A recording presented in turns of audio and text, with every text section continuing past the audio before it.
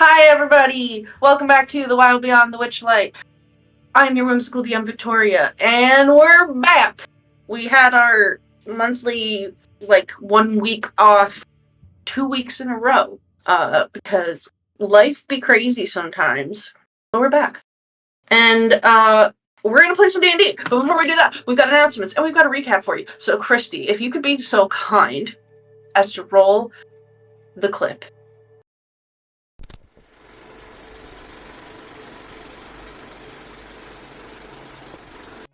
Good evening, and welcome to the show. Now, here's a word from our sponsors. Little Dragon Core is a Canadian-based dice company that supplies all kinds of cool tabletop gear. I mean, look at all these pretty dicey boys. Head on over to littledragoncorp.com and enter the coupon code BONUS for 15% off your order. That's BONUS. Cardboard Castle Games is a brick-and-mortar game store local to Evans, Georgia.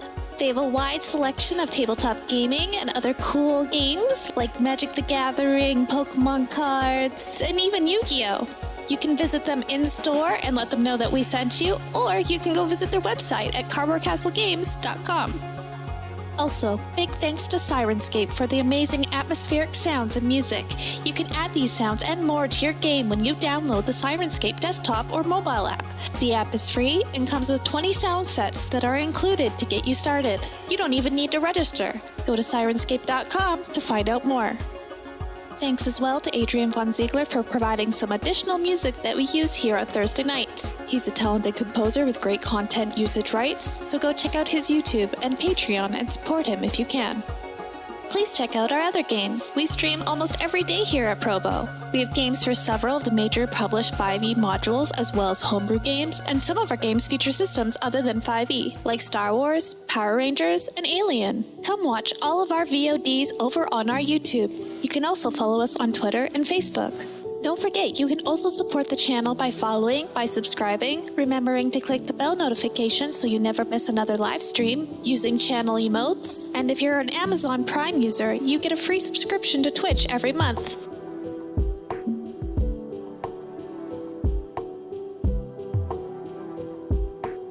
Thanks again to all of our sponsors for supporting Proficiency Bonus. And now, back to the show.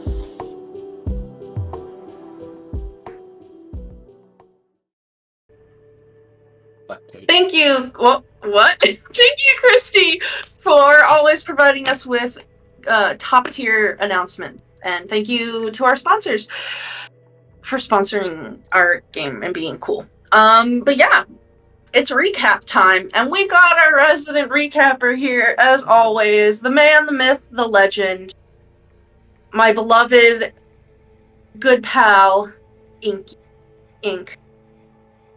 Take it away. Oh my god, that's me! Oh my god, it is! God. That's crazy. Well, who'd have thought? Thank goodness I know what happened last time on Wild Beyond the Witchlight. The party, having not been able to make contact with a unicorn and wanting to hide out from a dragon, made their way north to a very large treehouse that they could see, under the assumption that if children were running away from a witch, they might go to a cool little treehouse clubhouse. And as it turned out, that assumption was correct. The party came upon a group of children and eventually introduced themselves to what they would be told is the Getaway Gang, a group of escaped children or children that have found themselves in the Feywild, lost and alone, that have come together to be able to survive and indeed thrive and have fun. At their clubhouse, which sits on top of a trent by the name of Little Oak. Clover noticed that among their number was the missing Displacer Beast cub from the Witchlight Carnival, Star. And so, as the party began to introduce themselves to the Getaway Gang, their leader, Will of the Feywild, who they had seen on wanted posters all around thither, expressed his distrust in the party due to the fact that they were all grown-ups, and especially considering the fact that Clover tried to let the getaway gang know that Star's mother is still looking for her and would like her to come home. However, the party is able to work out with the getaway gang that they are making a plan to free the rest of the children from Granny Nightshade. And the party does also want to help with this, as they have issues with Granny Nightshade and for the most part don't want children to be working in fields. So that's great that we all agreed on that. But considering the fact that the getaway gang's plan was really only half formed, the party wanted to offer their services to help. And to do that, they needed to prove not only that they were skilled, but that they had not fully lost their inner child, so to speak. Despite some of them having it be stolen from them. But that's notwithstanding.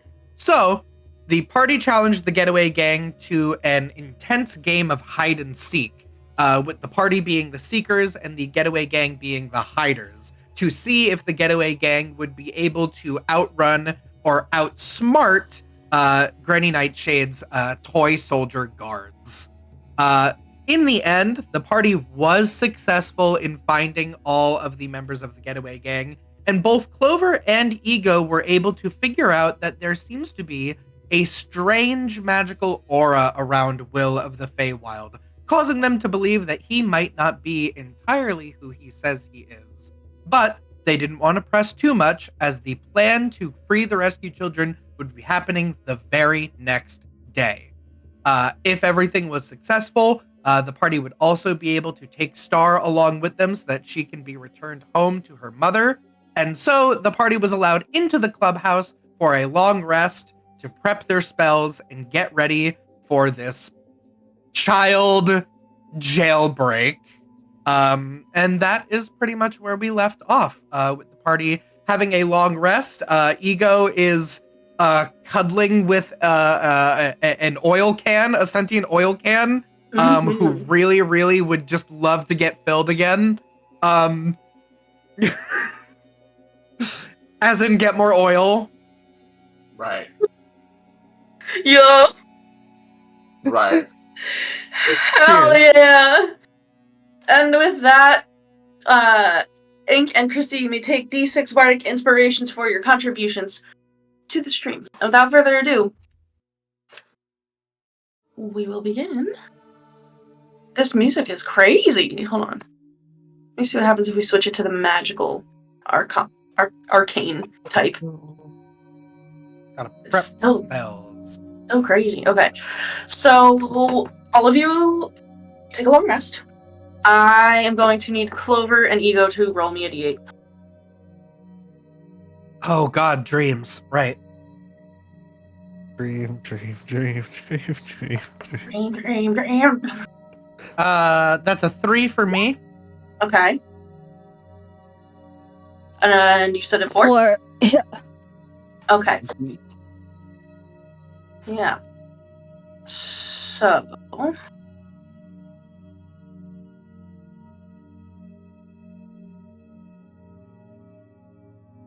One second.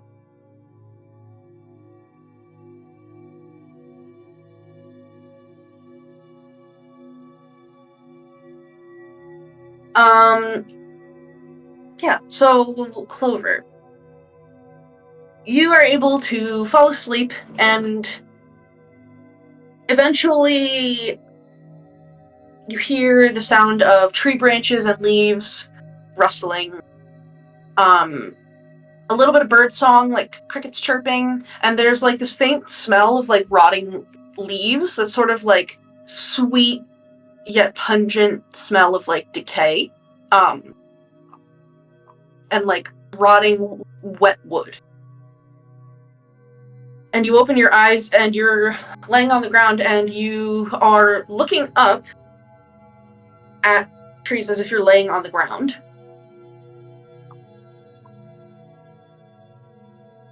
And you look around and it does seem like you are... The trees are familiar, the magic that's here, since you kind of have this innate ability to like sense magic. No. It's definitely thither. It doesn't look like most of what you've seen. As you gaze around, you notice that the trees are much more sparse. You can actually see the sky, that sort of golden pinkish glow is fully visible as opposed to just being a dappling of light on the forest floor beneath you. The trees here look smaller. Their bark has this sort of pallor to it, like it's faded. It doesn't have that rich, warm brown color.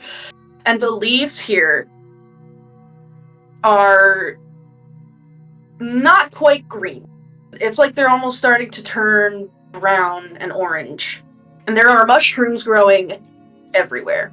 Out of the trees, sucking the life from them, springing up out of the ground. All over. Are any of them moving? Just making sure. Are they sentient mushrooms like the mushroom circles, or do they feel more invasive, just... You don't think that these ones, if they can talk, these ones don't seem to be doing so at this moment, but for the most part, they appear like some of the mushrooms that you have seen around, you saw them in Hither. You guys were able to forage a couple mushrooms at one point. So you've seen these mushrooms around. They're a little different from the ones in the circles, but they are everywhere. Oh boy. And everything just has this faint, sickly sweet, rotting smell that's just carrying on the air. And there's much less birdsong here. You know, the vibrancy of forest life is very muted to your senses. Do I think I'm close to Loomlurch? I think given the things that you've seen, especially being the person that has done some long distance scouting, that's definitely the feeling that you're getting. All right, well, since I'm here, I'm going to try and scout it out, see where exactly I woke up in relation to it. Yeah, so you kind of can, walk or float through the forest here, and as you go, things get quieter, and you start to see that the reason that the trees and the canopy above you is thinner is not just because these trees are sick. There are actually stumps growing that are just littered all throughout, and some of them in large clumps. Like there will be several stumps, as if an entire part of the forest has just been clear cut. Oh my god! And there's just mushrooms growing out of them occasionally, maybe some little beetles or termites that are eating at the stumps. But there is a noticeable clearing of the forest that is happening as you progress. And as you continue going, you can see that there's this clump of overgrowth. There's a particularly large stump that seems to be almost redwood sized, as if this whatever majestic being that this had once been towered far, far above a lot of the others. Maybe not quite as big as Loomlurch, because you guys have kind of figured out the rough layout of that as being whoppingly huge. Right. But this was a pretty big tree. Are you trying to walk through the forest or proceed through the forest here unnoticed? Yeah, I think she's probably... Yeah, because she doesn't want her feet on the ground to make crunching noises on the foliage and stuff. Mm-hmm. So I think she is trying to do a reconnaissance, trying to be a little bit more stealthy to get more information and in hopes so of you can roll a stealth check for me if you wouldn't mind. Sure. See what happens with D&D Beyond. Oh, that was almost good. It was almost good. But then it's not. Ooh. 9. It landed on an 18, then landed on a 4. Yeah, so I think because you have got kind of adjusted to having to fly through very thick, shrubbery and foliage and just the dense forest, you feel like you're almost not used to going through these open spaces, and you're doing like a little bit of a bob and weave that you don't realize until your foot accidentally like drags along a shrub, Oh boy. and the shrub beneath you starts to kind of shudder and move. And all of the shrubs that are around this large stump begin to move. You count about 7 of them Uh-oh. starting to slowly uproot themselves.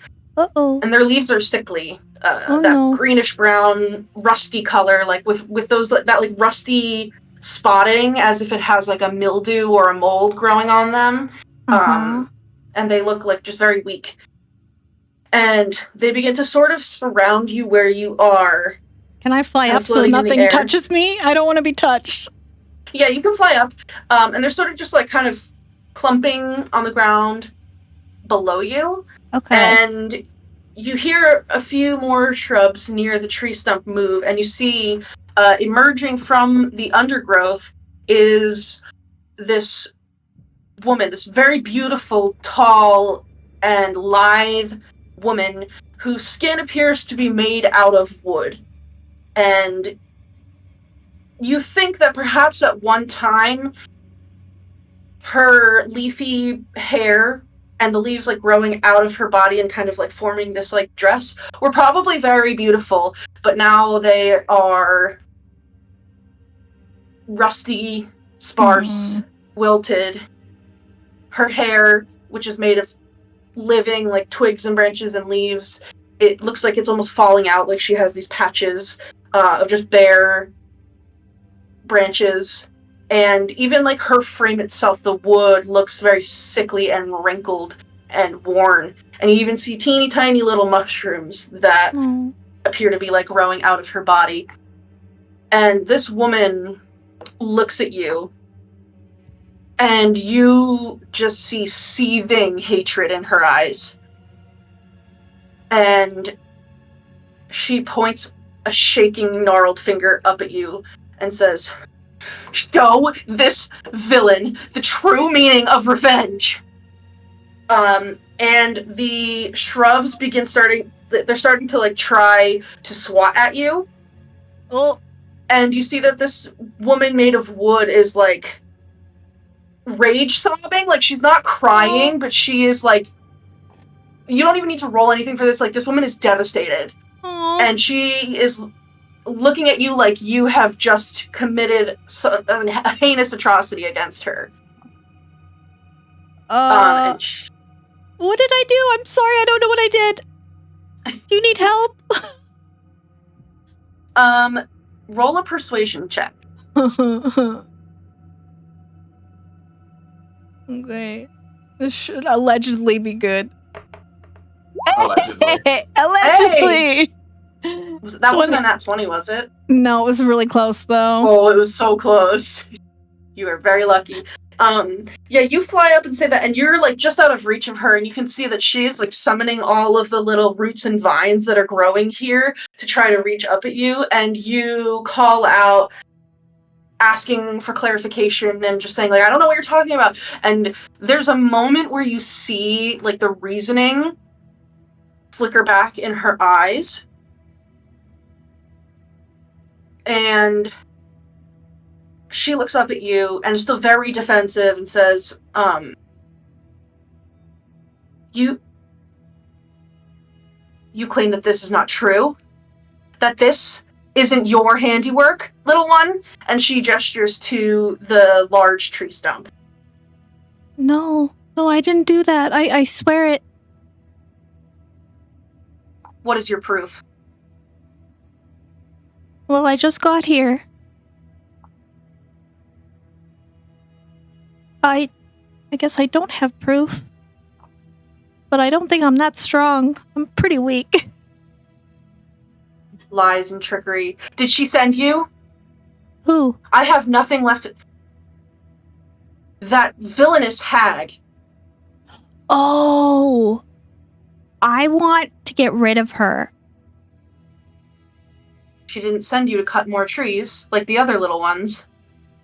No. Is that what she's been doing? Is that why this place is sick?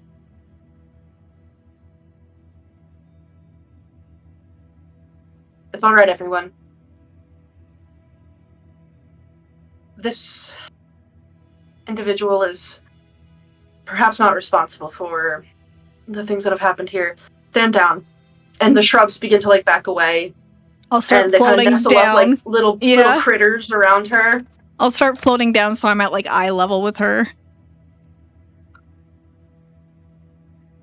Hi, I'm Clover. Meadowleaf. Not that it matters anymore.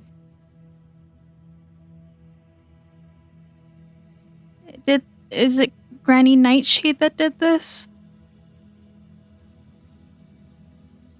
I suspect so. Although I have not seen her perform these acts herself. Goblins and small, your size, human... Children? I suppose that's what their sprouts might look like. The little ones. Yeah. Have come and...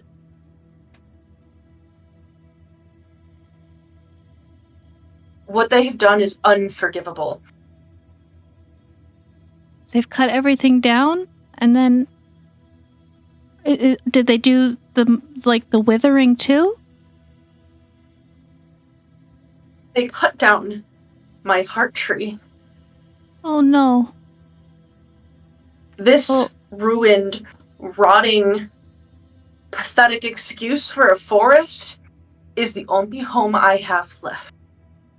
And I can't even claim that now, because this rot is taking anything that remains alive and corrupting it with sickness and that hag filth.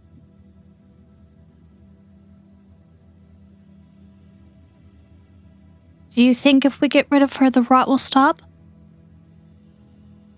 I don't know. All I know... Oh, go ahead. Yeah, I want to look around and see if I can, like, detect magic on this. Or, Yeah, like, go even, for it. like, a... I'm trying to see what spells I could potentially...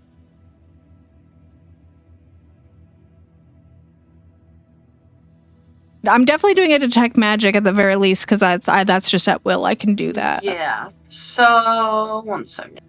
Trying to see if I have any of, like, detect poisons, but I don't know if I have that. Don't think you do either. I don't think I have that. Yeah, so when you do the detect magic, you're getting that normal Fey undercurrent that is just suffused into everything here, but there is a very sickly tinge to it, and it's not something that you can ascribe one of the main flavors of magic to, Okay. but it's just wrong. When you look at it, you know that this is just wrong. Yeah. Yeah, I think Clover echoes that sentiment, or like, this is wrong and it needs to be fixed. And I'm so sorry that she did this to you and your friends. Any hope that I have is gone. My heart tree is gone, and I am likely to fade with it. But I need to see Zybilna restored, so that the others of my kind, the other dryads, don't suffer like this. I have never known a pain like this. You have never known a pain like this. It's like losing a part of yourself. One with such a short lifespan as yours couldn't possibly comprehend. My connection to the forest is gone. That which sustains me and my magic is gone. And I can't get it back. And Zybilna's not here. She would have never let this happen. I may not understand the breadth of your suffering, but I do know suffering, and I do know what it's like to lose a part of yourself when someone is gone. But I will swear to you, because this is something we've been working on for a while already, we want to bring Zybilna back. And we kind of sort of did the first hag, but not completely. But Nightshade is next. There's more hags? There's 3. It's not just...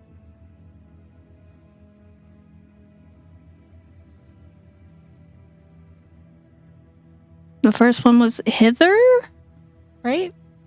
Mm-hmm. We came from Hither. We ran her out of Hither, but we think she went to her other 2 sisters. So it's either she's with Nightshade or she's with the other one. I was not aware that there was a coven in Prismere, Yep. nor that they had We suspect that they divided the have. land. We suspect that they have each taken a section and have trapped Zybilna in time somehow.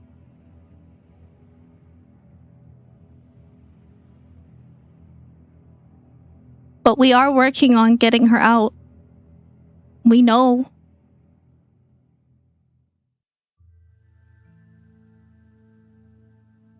I'm sorry And you it's swear. taken.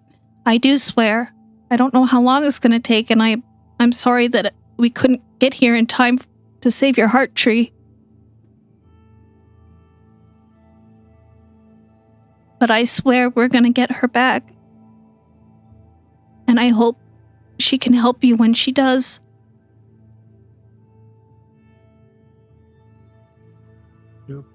I may be a lost cause, but perhaps you're not here.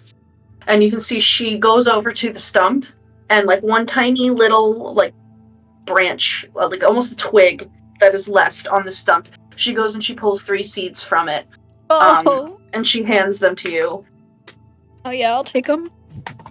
They're like those like whirly seeds, like little sycamore. I think they're the sycamore little seeds, like the little seeds, helicopter yeah. seeds, the little I whirlies. love those. I love She'll those. hand those to you, and she will tell you, if you find in your quest that perhaps for a little while you need to walk with the steps of the forest, quiet as a hare, a mouse scurrying under the leaves unseen, a hawk diving from the canopy unheard. If you eat these seeds, that can help you. They're pass without a trace seeds. Nice. Hell yeah. And you have 3 of them. Hell yeah. That's so generous. I appreciate that. Also, if the unicorn happens to come across your path, tell them that Clover's looking to talk to them. A unicorn? A unicorn. You know Lamorna? I've never met, but I really want to meet them because they might be able to help Zybilna. Lamorna is kind-hearted, majestic, powerful. Her domain carries the ability to remove curses, and she herself can see curses upon any to whom she speaks. But Lamorna, much like myself and perhaps you, if what you say is true, has suffered a great loss. Oh no. And so she has secluded herself. Oh, that's why we And- can't get into the lake. She's... None but a unicorn may tread upon the wayward pool.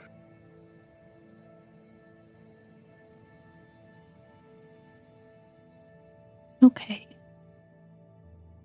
And she never leaves anymore? I have not seen her in some time. Okay.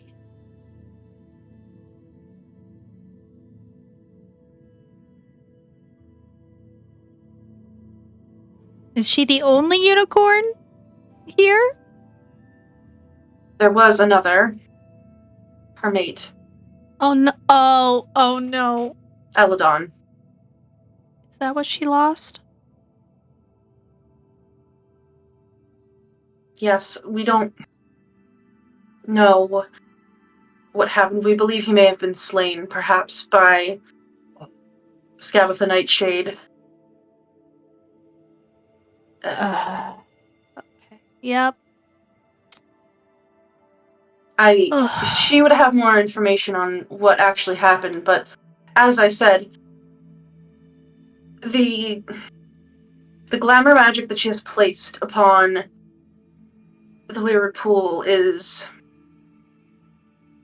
particular. She can pass through it because she walks like a unicorn, talks like a unicorn, looks like a unicorn. She is a unicorn. But I saw there was perhaps a while ago, perhaps more recently, before my heart tree was felled, a small man, sort of greenish gray, but not a dryad, and it was almost as if this rot was claiming part of him. His tusks were rotting, and he was sneaking around the forest trying to get to the lake, but the glamour turned him back. He looked like an unsavory type, so my charges and I steered clear. Lamorna is more than capable of defending herself. The glamour is proof enough of that. Yeah, it was really strong. Okay. Well, if you happen to see her, just let her know that she might be able to save Zybilna with her horn.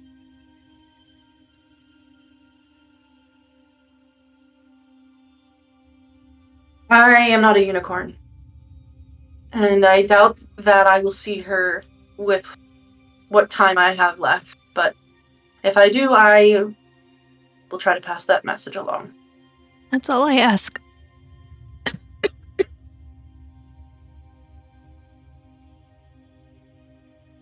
I think your time here is... Oh, actually.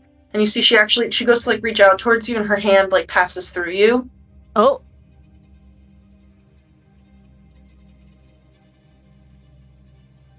This may be a dream for you, but please know that this is very real for me.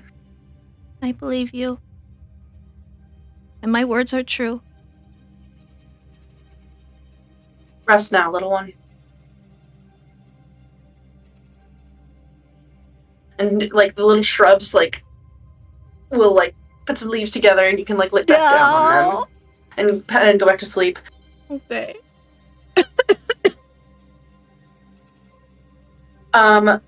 For Ego. 1 second.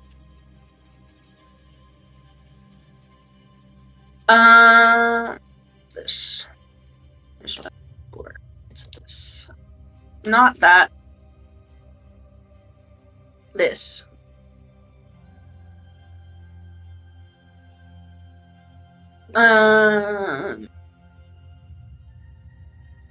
Yeah, so switch this up.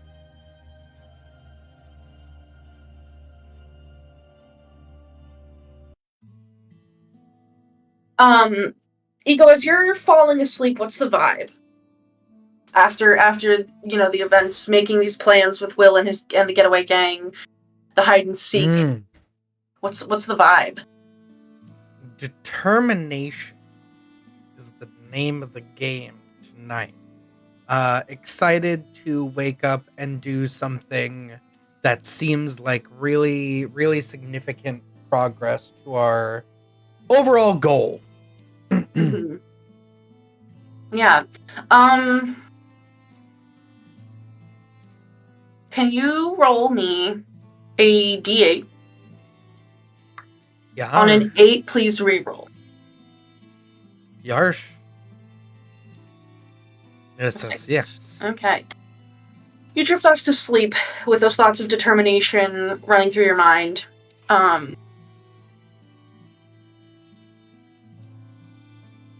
And eventually, as is quite familiar to you now at this point, oh my god, haircut is like stampeding. Hi, bud. You awaken in a different place. Oh my god, he's literally running around. You find yourself sitting in the branch of a tall, tall tree in hither. And the ground is very far away. And this branch looks really big.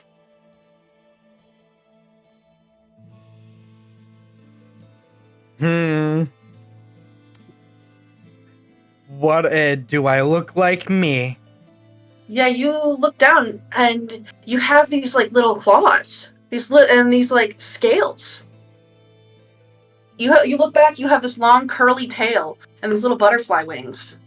And you realize that you have a long neck that you can like crane around. As if you're some sort of like a lizard or a reptilian type of creature. Or perhaps, since you've seen them before, a dragon. I'm the little dragon? You are the little Corp? dragon. Oh my god.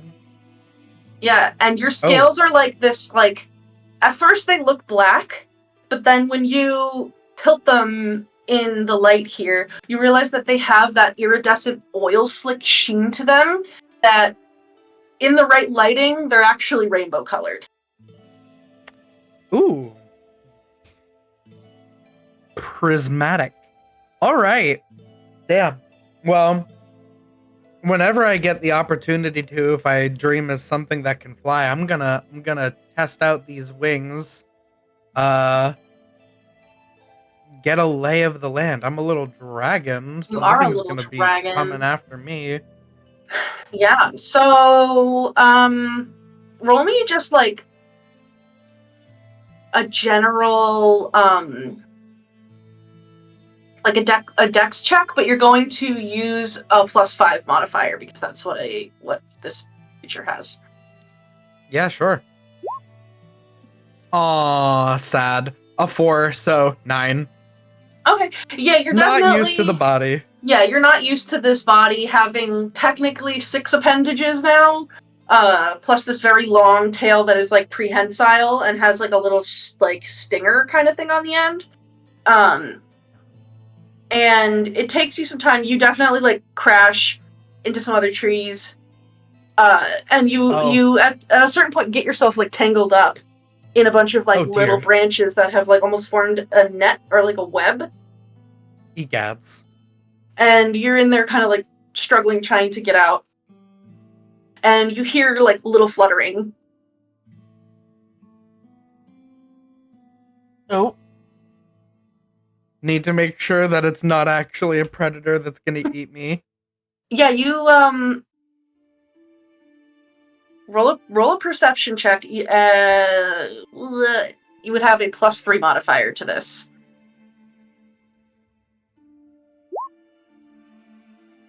21. Yeah. You look around and you don't see anybody, but you hear that fluttering, and then you have a sort of instinctual realization, oh, they're invisible, because I can become invisible. And you see, like, the faintest...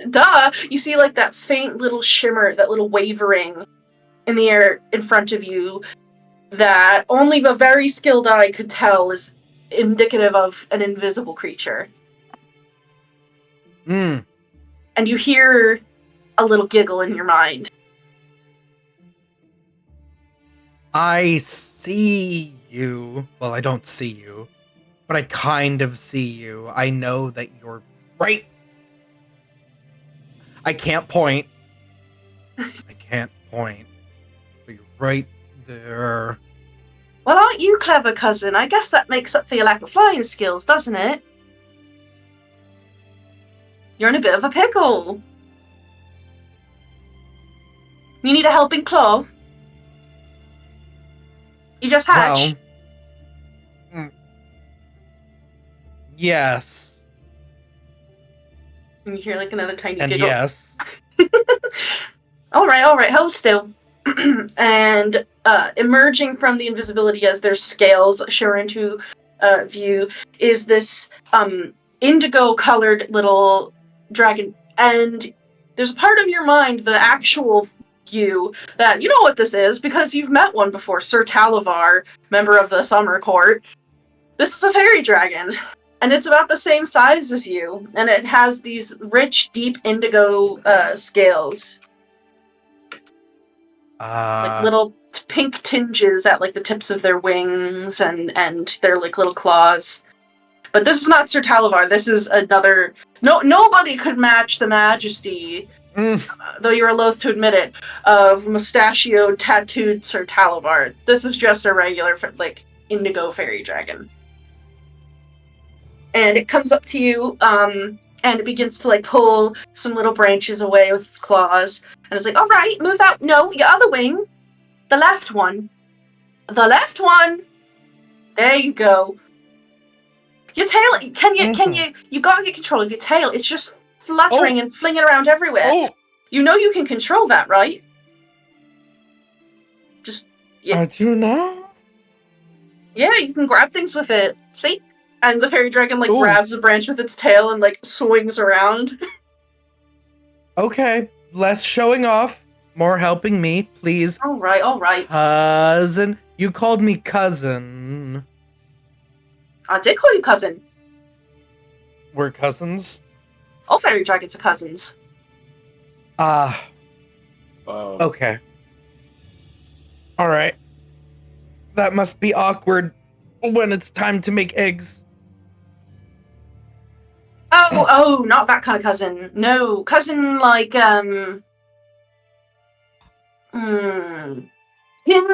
kindred spirits. Of course. Did your broodmother not tell you that? I don't know where she is. Yeah. Haven't seen my mother in a long time. I'm afraid.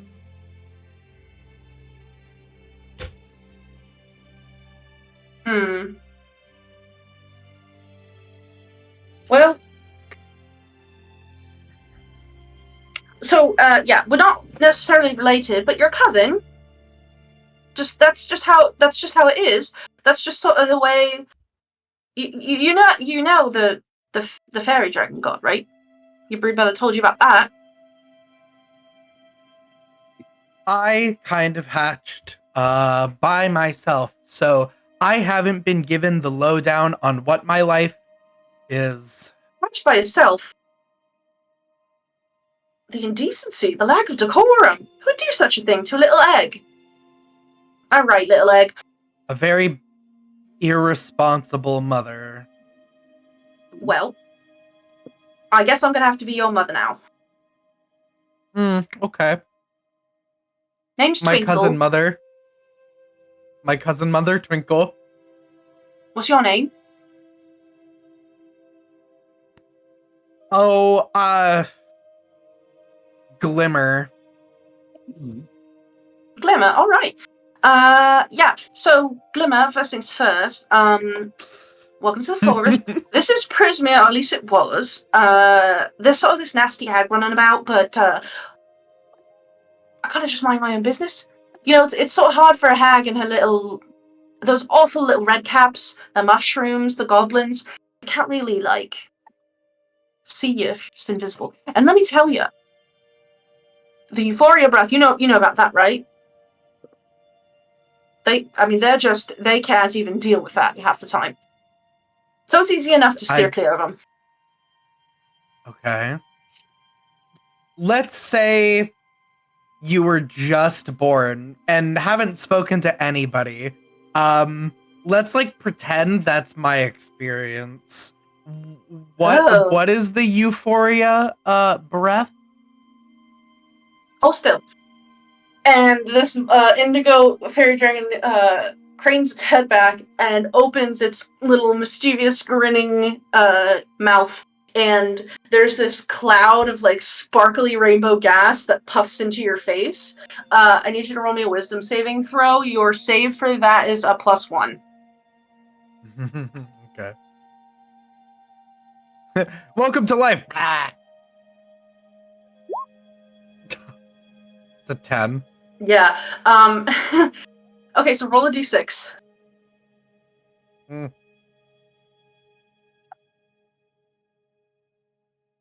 6. Yeah, so you inhale this breath and all of a sudden you're just kind of like overcome with this deep sense of like it's euphoria. You're not at peace, but you're not like agitated. You're just like in experiencing like pure joy, like the purest form of pleasure that a living being can experience, of just like your whole mind, body, personality is just like you feel amazing. You're on cloud 9 and you can't move. And you just sit there and you're just like, yeah. You're like stoned out of your mind for the next 6 seconds.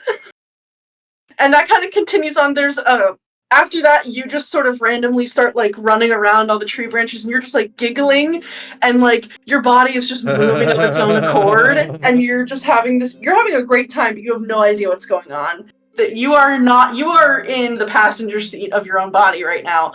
But then after a bit of time, watch, it I wears can off. do this. I like get on my hands and knees, and since I have the really long neck, I just go.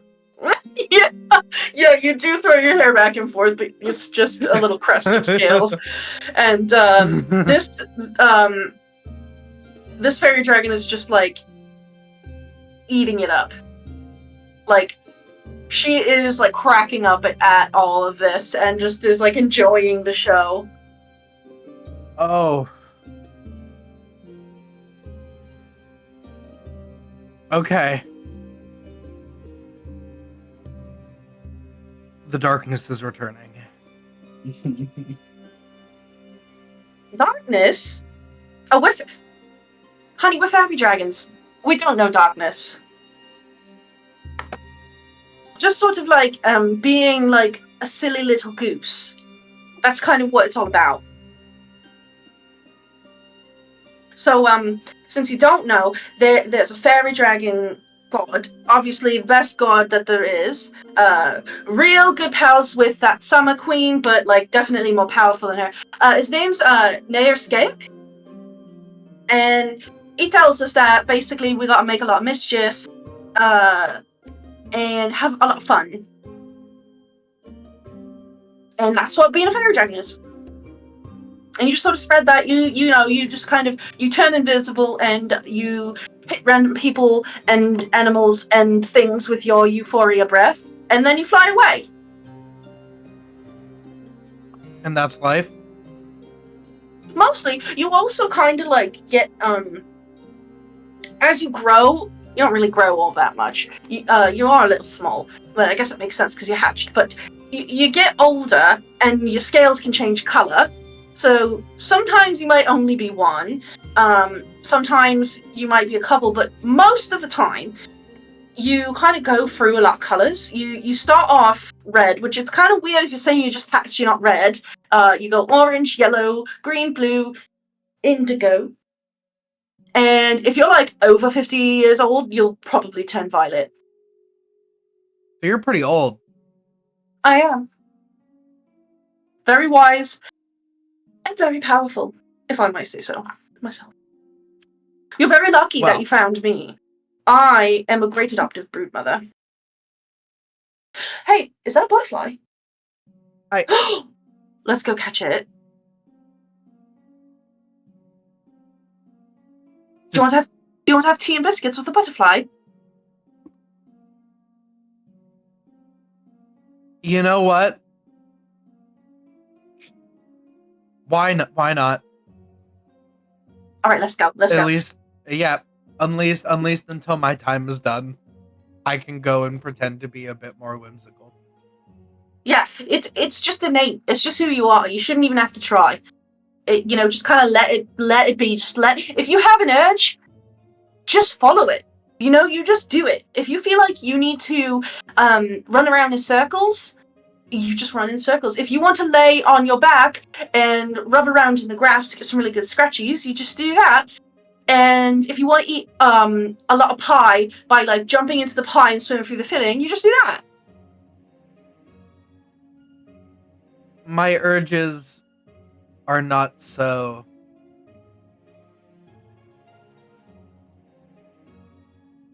nice.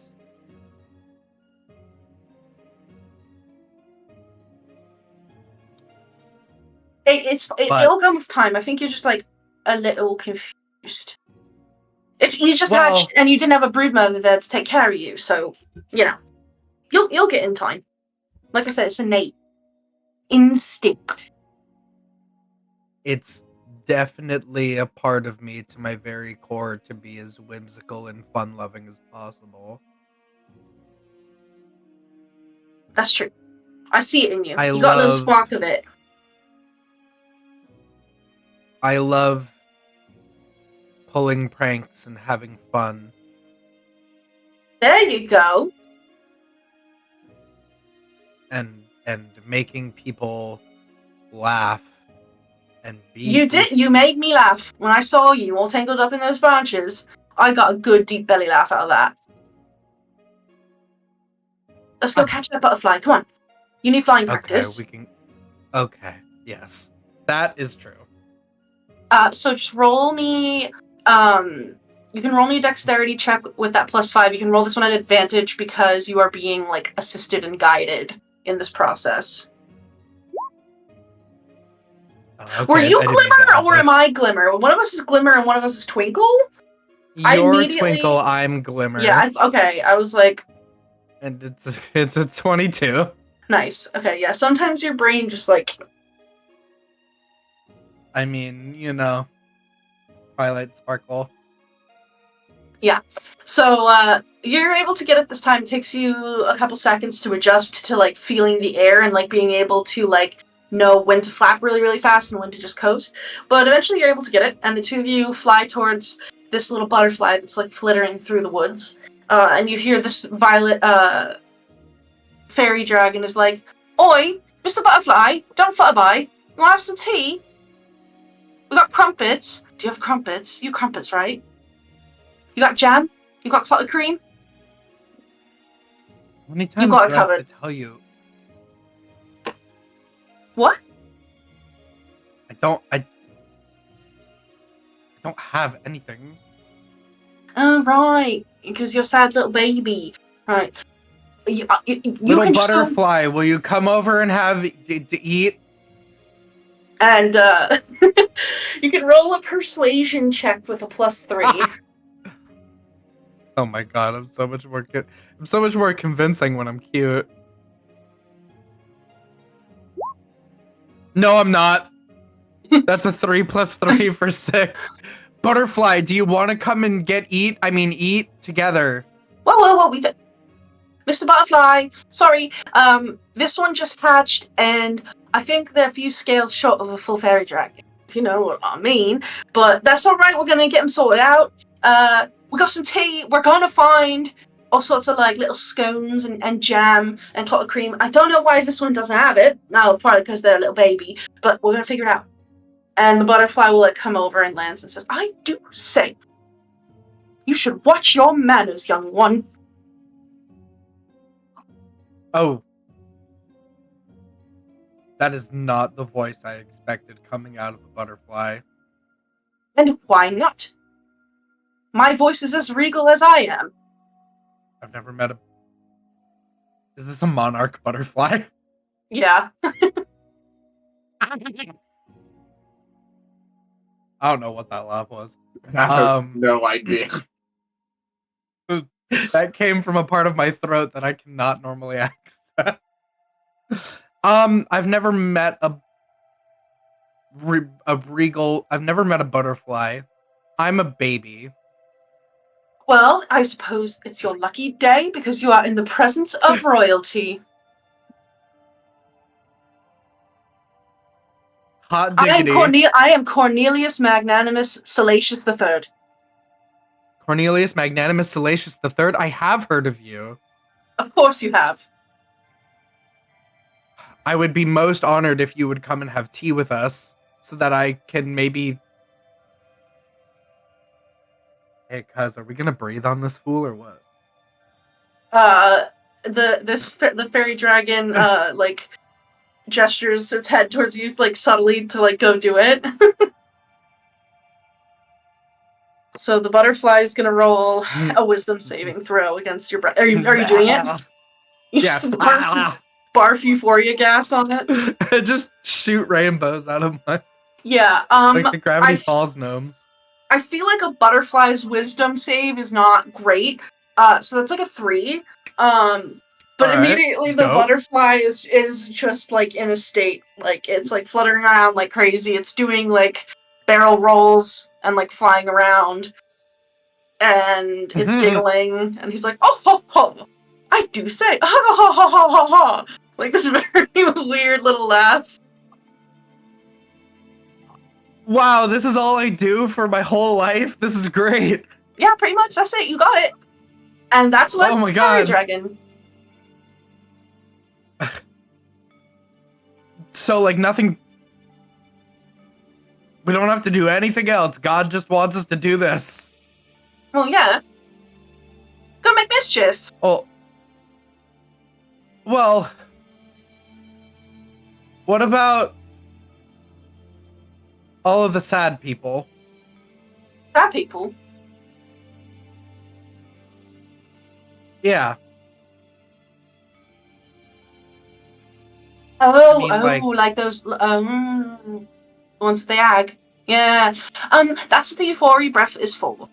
You just hit them with that. And they can forget their troubles for a little while. We'll just forget their troubles until it wears off. Yeah. And then we just leave? Yeah. Wouldn't it be better to make it to, like, stop the thing that's making them sad? I think that's a little bit beyond what we can do. I mean, if I were near Skeg, I could turn them into a chair, or maybe like a rat with one eye. You know, and their Skeg's known to be very brave in battle. You know, I had one time in battle, he created a magical illusion, and all of the humans that he was fighting, their buttocks started to glow bright red, and all of them were singing. Isn't that wonderful? Can't do that, though. I'm not a god. I'm just your adopted brood mother, so... It's not always everyone's job to go and fix problems forever. Sometimes you just need a little distraction. A little while's better than nothing at all. I mean, I suppose, but I don't know. It just feels... we could try.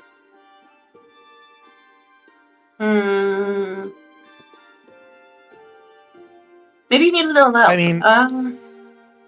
well, I mean, because the witch isn't making everyone feel bad just sometimes. Yeah. Making them feel bad all the time.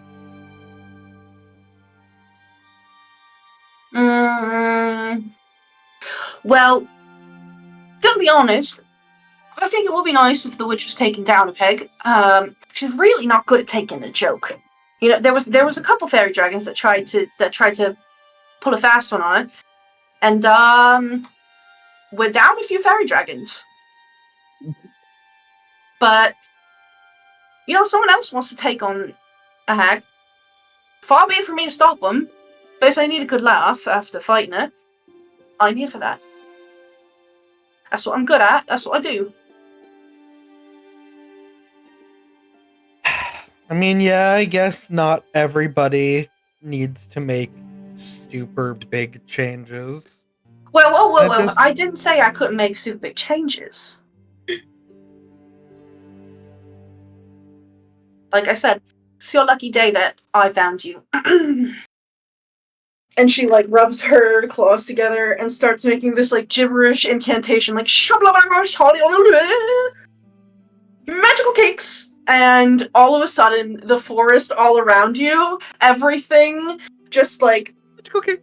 the forest just disappears, and all of a sudden, it looks like you're like just standing in like a field of flowers, and there's just like these amazing flowers, just like like all over, but you're still like sitting on like a little tree branch. But it doesn't look like you are. It looks like you're just like kind of on like a little rock. What did you do? I just made it look like something else, and it's big. A big change. Right. Well, I suppose I should thank you, adoptive brood mother, for showing me what to do. You're quite welcome.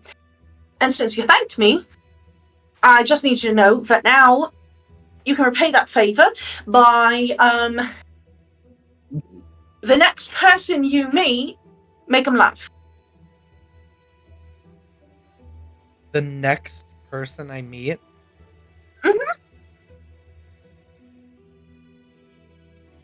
Yeah, the next time you meet a new face, a new person, just make them laugh. Okay. Yeah. Do you need a little... You're a baby. You need a handicap. I got you.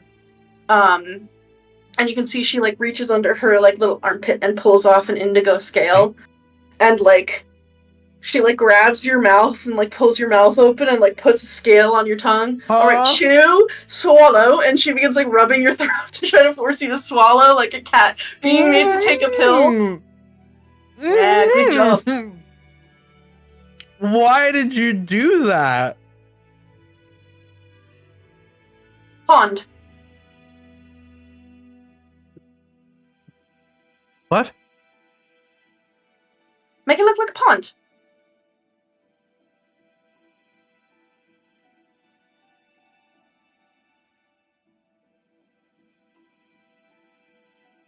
Yeah, so you spend that next like 10. It's like it takes like 10 minutes technically to cast it. I'm a baby. You're a baby. Yeah, it's just like, what do I do? Yeah. And she I'll just like cast guides it. you on like doing a ridiculous dance, and it's like, and then at the end you gotta yell your catchphrase. Mine's magical cakes.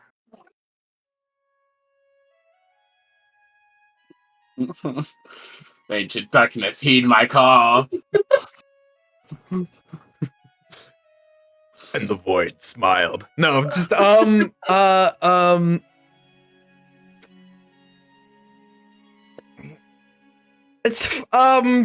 catchphrase. Nope, I don't want to just say catchphrase. Go with what you feel. It's just whatever you're feeling in there, just say it. Don't think about it, just do it.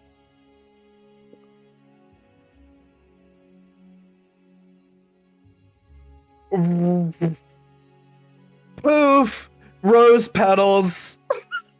Yeah, and with that, there is a poof of like little rose petals, and all of a sudden, the meadow around you, concealing the forest, now a big pond appears in the middle of it, and your new brood mother pats you like on your little dragon shoulder and is like, "All right, good job, you got that quite well. I dare say that's the best fairy dragon thing you've done since I found you. So good job. But since you're a baby, it's time to put you to bed." I just woke up. Yeah, but babies need a lot of sleep. Okay. Don't freak out if you forget where you put me to sleep and you never see me again, okay? What? Oh, that's a good prank. I mean, I'm so sweepy. That's a good prank. That's a good... You know what? Maybe I make somebody's baby invisible next time. Oh my god. I mean... It's kind of funny. Oh no, you lost it! Tee! It's crying, but you can't find out where it is! Exactly! Nightmare! And, I go to sleep. yeah, she'll lead you to, like, a little hollow in a tree, and you can, like, fall asleep in some leaves. And, yeah, you drift back to sleep. You can now add the spell Hallucinatory Terrain when you are able to cast spells of that level to your book. Maybe, like, put it in as a scroll into your inventory so that you can, like, save it. Hell yeah. But yeah. We love learning spells from our dreams on how to do magic cakes. Mm-hmm. Yeah, you do have to say poof rose petals, though, to cast it. Oh my god. I do. Okay. Yeah. Dawn. Oh boy. You go into your robotic, grown like, up I am force. sleeping now, close your eyes mode, and turn everything off. And then you find yourself back in that, like, dark space, and once again, you feel these, like, these marionette strings, like, coming out of all of your joints. And you're just in, like, unending darkness. He, like, gets out and he looks around and he's like, oh, come on, this sucks. What am I supposed to do here? And he, like, yanks and then he goes, ow! Yeah, you like, yank the strings and, like, you feel it, like, pulling on your elbow, but, like, there's a little bit of a give that wasn't there before. Huh. Yanks it again just to check to see if the give that he felt was true. It is. What happens if I put a little more force behind the pull? Do you do that? Yeah. Yeah, so you put a little bit more force behind that pull, and then you hear a little, like, snap, and the string begins to fall down towards you. And then the wooden blocks keeping your arm and your hands together, now that they're not anchored, fall off to the ground with a little clatter. Oh shit. I'm gonna go pull at something else and see if it has the same amount of give. Mm-hmm. Or if that one is still tight. Okay. They all have the same. They all have a little bit of give to them. Oh shit. I don't know if this is a good idea.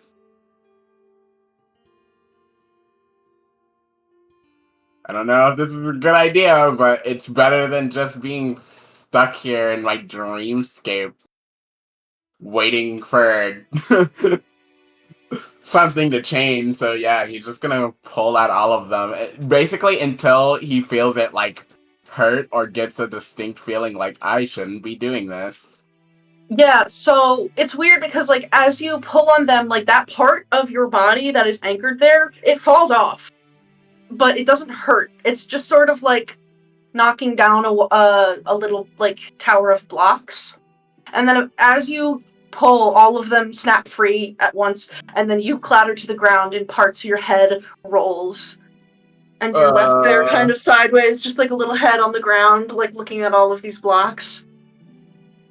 Feels like waking up at the start of the week. Yeah, you like cracked a little joke to yourself, and then you hear, like, a little giggle of, like, a young boy. Who's there?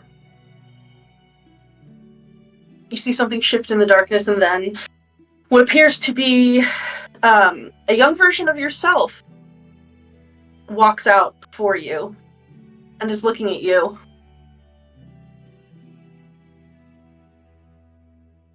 Oh god. Hi. Hey, you.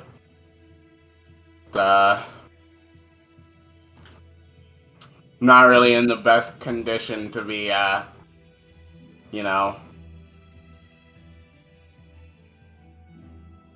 conversating, but I can try. I can help you with that. He squints. What does that mean? You see, seemingly out of nowhere, he pulls out a long silver, like, sewing needle. I can make all the troubles go away. You can live a simple life.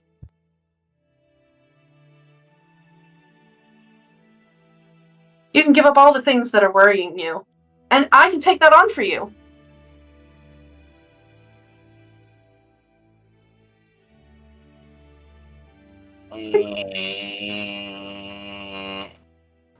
He takes a step closer to you with a little hoof. I'm good, I think. Yeah, and as he steps closer, you notice that he is also a doll, a marionette. But you don't see any strings on him. Yeah, I think I'm good. I don't think you are. Well,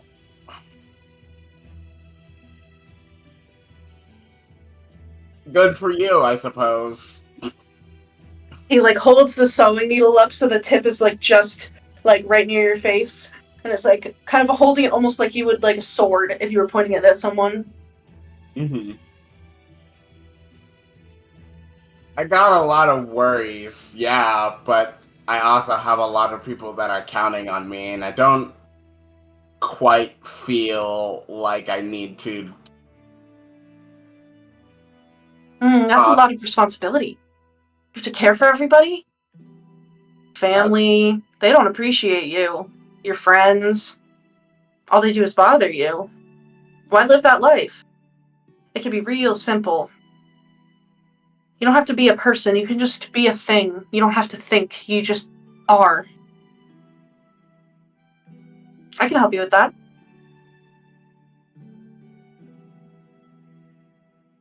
I'm sure there's a lot of things. There's a lot of things that you can do that might feel good in the moment, but I feel like he notices that it's a doll, but he wants to talk to it as if it's a real kid, because you notice it's because this is yourself, even if you're not necessarily the most perceptive person. This is a doll version of your younger self. This thing's eyes are just completely dead and soulless. There is no glimmer of hope or light behind them. This is just an empty thing. Yeah.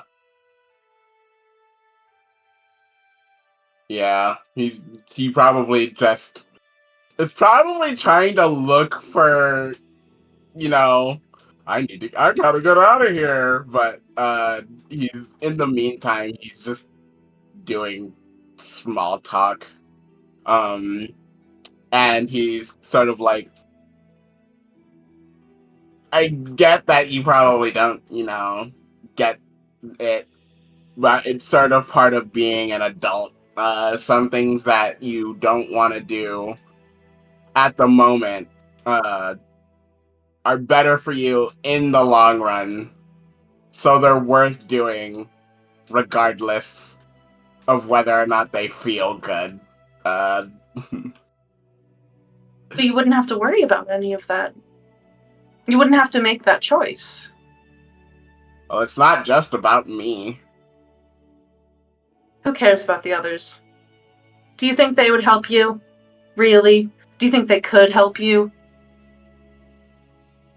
Nitwits. Freeloaders.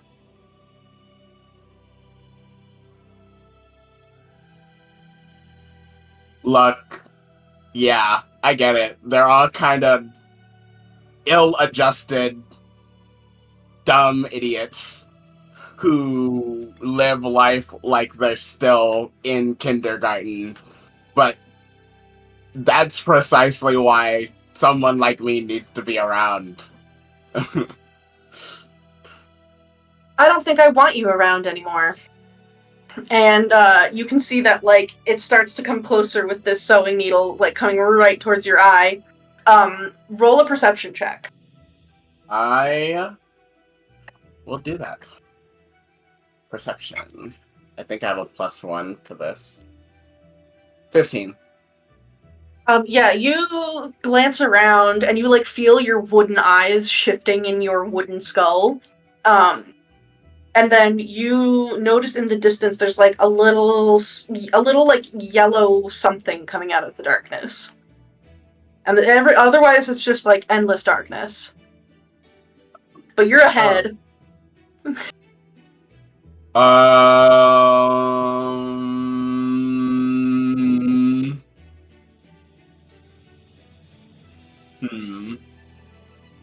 I try to make my way towards it? Just rolling. Yeah, you sure can. Why don't you just make a dex check? Or it can be, well, you can also make like an athletics check. You can make an athletics. That's way better, so I would rather do that. Yeah, because I feel like you're like having to like use your head muscles to roll yourself. 24. The power of my thick skull. Yeah, you hightail it out of there. You're rolling fast, and you see a faint glimmer before you like leave this area that this young version of yourself, this doll, Dawn, just like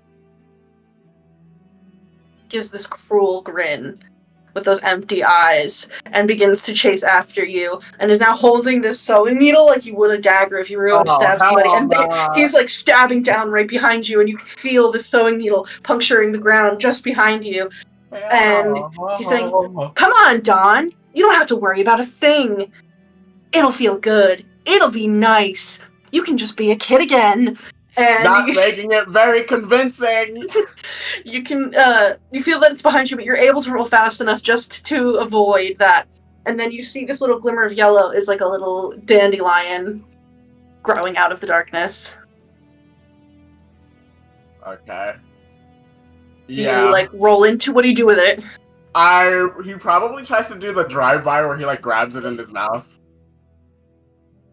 Yeah, you like get up on it and you're able to like grab it, and as soon as you do, there's this blinding flash of golden and green light and this like cacophony of bright, happy music from every instrument you could ever think of. And you are sound asleep. Oh my god. What the fuck? They got me out here in Silent Hill. And for Aurum. Aurum, you have a great time. I just sleep through the night.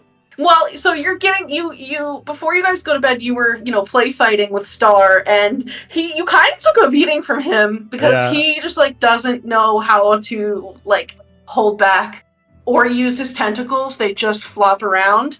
But eventually he gets tired out, and you're able to maintain your stamina through this massive burst of kitten energy, and then eventually he is standing there looking at you and then just flops over onto his side and is snoring and is purring, and his like 2 sets of front paws are in the air making little air biscuits. Oh, he's so cute. Yeah. And occasionally like his little tentacles will like twitch and flick.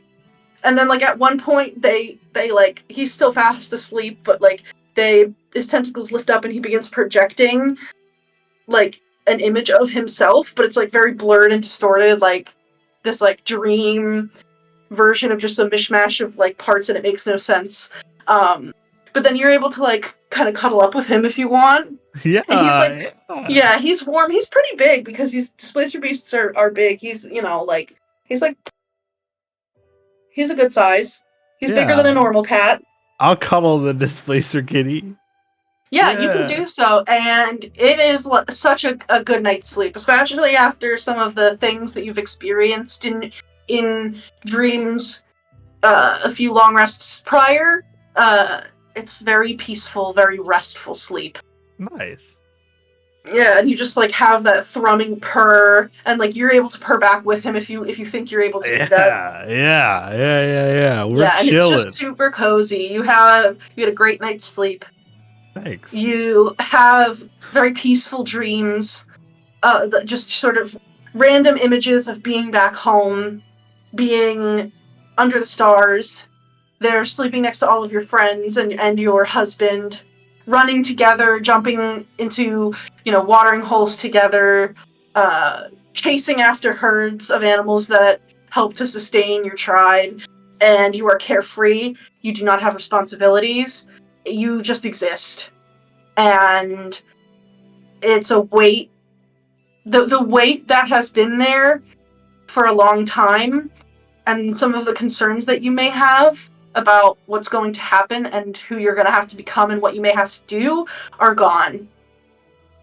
The pain of knowing how your father was killed, gone.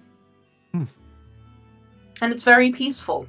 Nice. Yeah, you wake up, best night's sleep you've had in a long time. That's great. Yeah. Way better than having to deal with a spooky puppet. Yeah. It's good. It's good great. stuff. Cool. But yeah, the group of you wakes up in the treehouse. The kids are getting up. It seems like Will is already awake, and he's just kind of sitting back, like eating an apple, just watching everything and everyone.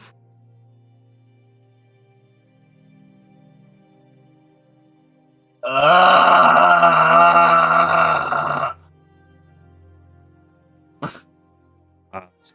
you okay? Ugh. No.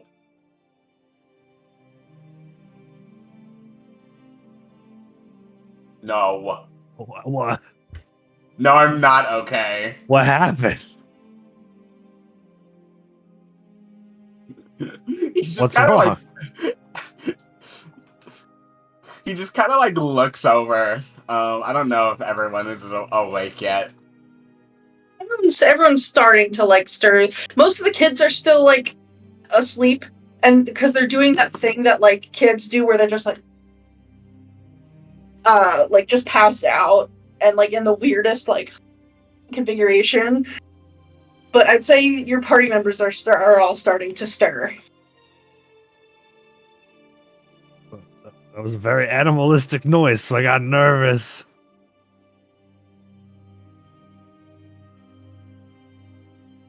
I am stressed out. What Have a happened? dream again. Yes. And it was somehow better and worse than the dream I already had before. Were you at Loom Lurch again? I think so. It's probably going to keep happening until we deal with Nightshade. Well, it got worse, so I don't really know how much longer it can keep happening. Hopefully, before we go to bed next. Right? That's what we're... And I see... Were you just watching us sleep? Oh, No. That doesn't sound convincing. I don't care. Stretching. Did you not have... So sassy. First thing in the morning. Let me check on the oil can beside my head. The oil can is somehow snoring. Okay. I'm going to very delicately pick, because he wants to get oil, so I'm going to very delicately pick him up and put him in one of my 2 satchels that I still walk around with, one on one side and one on the other, with the straps making an X on my chest. Yeah, and you hear him make like a little satisfied, like when you're super cozy and you're like, like he's just like, ah. Yeah. I put him in the satchel that's full of all of the scarves that I took from, yeah. So make a little nest in there. Yeah. Well, excuse me, I need to commune with the darkness. wait, Ego, And wait, hold on. Don't leave. Do you want me to commune with the darkness here? Oh, I wanted to ask you another question. You're really smart, so whenever I think of something, I bounce it off of you. I am smart. So I was thinking, you because you guys stopped me from killing that guy because you said, if you kill things here, they come back. So, how do we plan on killing the hag if the hag's just gonna come back? Does it matter if the hag comes back if whatever thing we did to them is thwarted? We'd have angry hags anyway. Ego, Well- you can roll. Oh, go ahead. No. Let me roll to be smarter than whatever the hell I was about to say. Please. You can roll a history check or an arcana check. Ooh. Probably gonna be Arcana. For that then. Yeah, Arcana is better.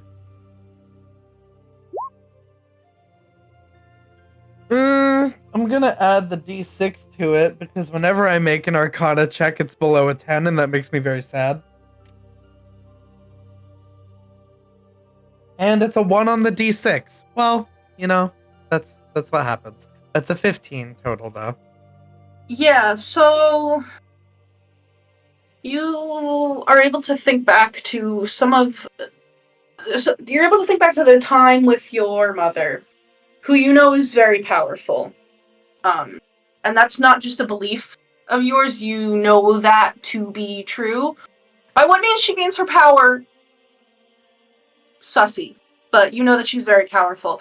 And you have seen her use her power, specifically her power of foresight and fortune telling, for people.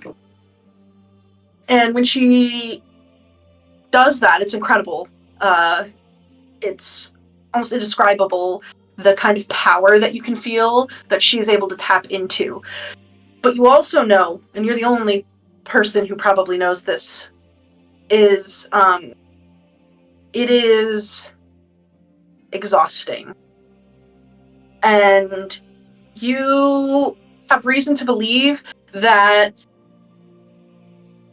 particularly powerful beings, yes, there may be stipulations on death, but you may not be able to permanently kill powerful beings, but they can't just come back. There is a strain on tapping into magic like that, and it takes time. And I think you would also know, because your mother actually probably would have talked to you about summoning and binding, because it's perfectly normal to summon and bind elementals, fiends, all sorts of beings, summon them to you and bind them to your will to perform tasks for you. That's like a completely normal thing. Your mother, she probably summoned minor devils all the time and would make deals with them occasionally, like celestials, other fae. And the one thing that she told you was that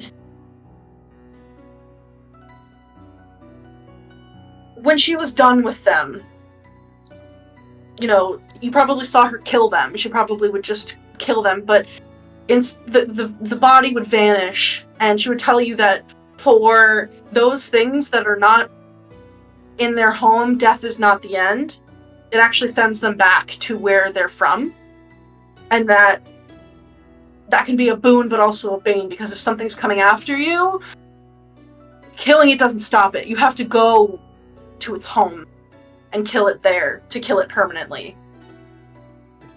So you think that the death stipulations, the weird death things, is probably more specific to mortals than it is for fae. If those are very powerful fae, another story. But we've established that they aren't powerful enough, for example, to create their own, they're not an archfey. yeah. That's why they had to steal one. All right, let me think about how Ego would explain this, because Ego doesn't necessarily want to expose their own mother's weaknesses. So let's see. Ego will think about the question for a bit, and I will make a demonstration. And they will go to their boot and they will pull out the shoestring. And they will say, if you imagine this shoestring as your energy, it's sort of relevant to your life force and your magic. They're sort of one and the same for beings like this. It's power, it's energy, whatever you want to call it. The hags that we are facing have a lot of energy to deal with. But everything that they do is going to stretch that energy. It's going to use some of it up. So if I fold it, for example, shorter, fold it again, shorter. The point is, eventually, they will reach the end of their rope. The energy that they are expending to be able to try and transform Prismere is very taxing on them. Whether they want to admit it or not, that is why they must act as a coven. They're strengthening each other. They're lengthening their usable rope, extending the amount of influence that they can have on the area. They are not comparable to something like Zybilna, which needed, if we remember, an entire league and nasty tricks to just disable her, not even kill her. A being like Zybilna has enough energy that if she is destroyed, she could probably reconstitute herself. And we, as mortals, who are not from this plane, are not fully here. We have more of our usable life force energy back home, because that's where we were made. So even if our life force here in the Feywild is destroyed, there's always a bit of it that remains, connecting us back to our home. That is the reason why we are able to circumnavigate death, because we have not truly expended all of our energy. So the hags, they are actually putting themselves in a risky position because they are not as powerful as an archfey. They are in a realm that they very well might be connected to, and they are in the process of exerting their influence on the realm, which means we are not dealing with this. We are most likely dealing with something more like this. If we can destroy it, best case scenario, they're gone completely. Worst case scenario, there is a little bit of energy left somewhere else, but this is not enough to reconstitute oneself for a very, very long time.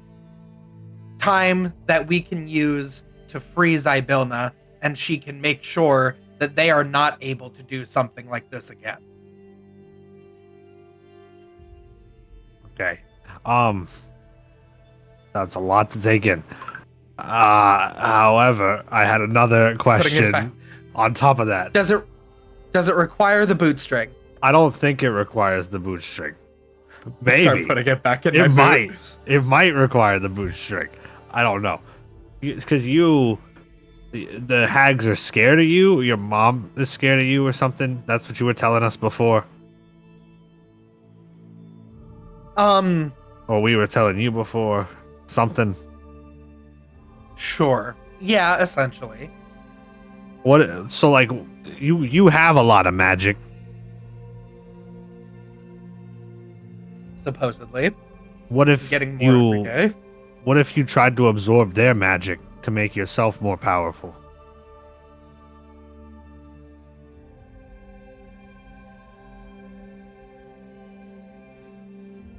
I mean, to say the thought has never crossed my mind would be a lie. I just didn't know if you all would approve of something like that.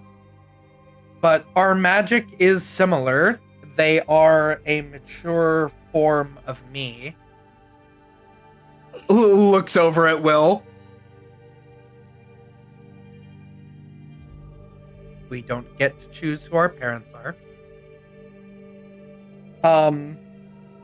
If I was able to do something like that, then that would probably assure that they wouldn't be able to come back at all, as instead of having their own life force, it would merely be an extension of mine.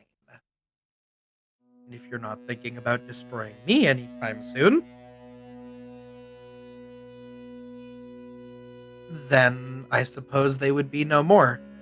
I don't necessarily know how to do that.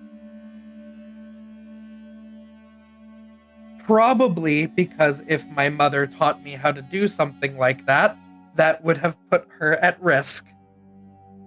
Yeah, that's probably So true. it was That's probably true. conveniently left out of my teachings. I just think it probably would be the best solution. But would you like lose yourself for that, or like would their souls become yours? I suppose if they were more powerful than me in terms of the strength of their spirit, perhaps they could overwhelm me. But I personally think that they are not strong of individual spirit.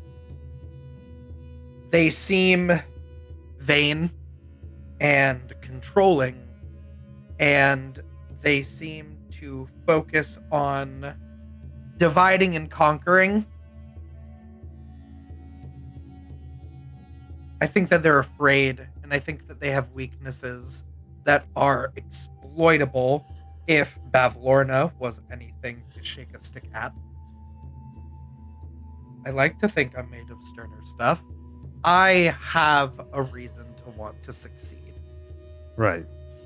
I just have one more question before you go and commune with the darkness or whatever. I'm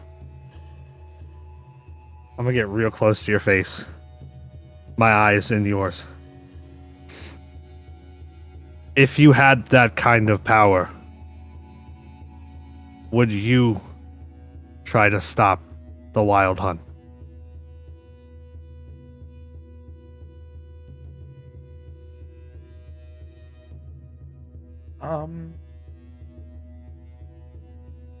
That depends on one thing, and that is if I can find Baba Yaga.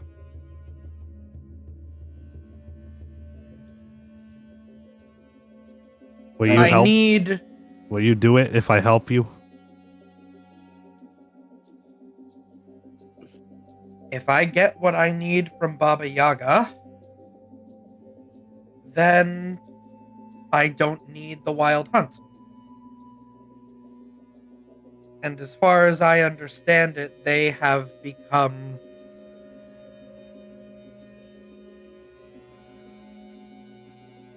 or perhaps always were a force of great despair.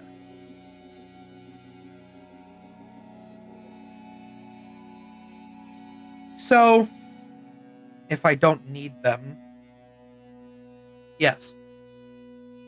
So I just have to help you find the Baba Yaga, and you would be okay with killing them. And the Baba Yaga needs to give me what I need. I'm gonna put my way hand out to- to shake on your deal. Oh. You really want me to bind myself to this? Mm-hmm. You understand, though, that if we cannot find Baba Yaga, or if she cannot give me what I seek, then I need the Wild Hunt to destroy me. Do you understand Sure. that? Sure. And you need to let it happen. Sure.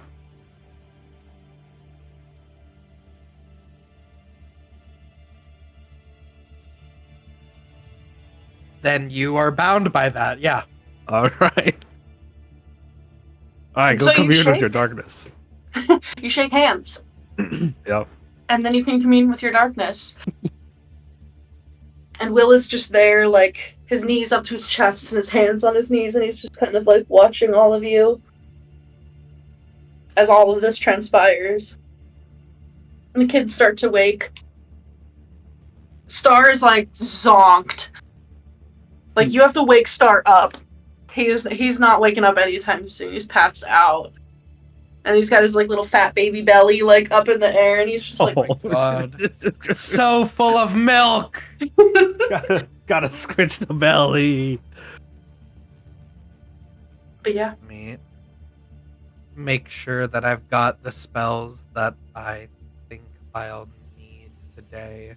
Which unfortunately means over preparing way too many second level spells, but it's just because they're all the really useful ones. I think we can get by without a sleep spell. If I really needed to as an emergency, I can use the one copy of the sleep spell that I have in that other spell book as a scroll.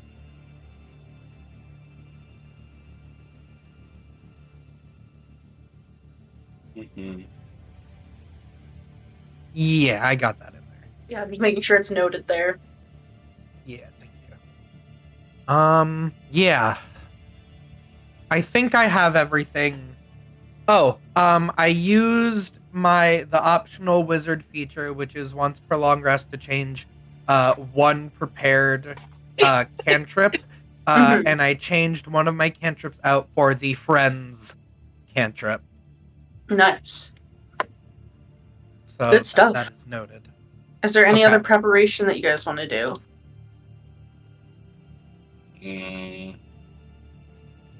I don't have any. I might change one of my spells out. Go for Unless it. these unless they have any useful things here in Little Oak.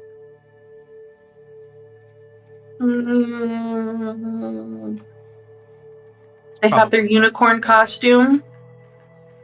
True. They had Squirt the oil can, who's now in your bag. Yeah, I do have And Squirt. They have like some food and some like wooden swords. Very like basic, like weird. Like they have some cool rocks. And like Okay. a really big crunchy leaf. Like they have like some kid stuff. Nothing that seems particularly useful. There may be some trinkets around, but you're not seeing anything like at a cursory glance. If you want to like do something else to try to find something valuable, you can let me know and we can potentially like roll it out. But since Clover tends to be our scout, I think I want to give you something. I think I want to give you Jingle Jangle's Chime of Opening, because if you are scouting and you come upon like something that needs to be opened, then you could open it. The only thing is, normally it casts the knock spell, so it's very loud, but you can be invisible. So you could also kind of use that as two things. Like you can make a really loud noise somewhere by just opening something with the chime, but then you're invisible and kind of like draw, people there. I think it would be useful for you to have.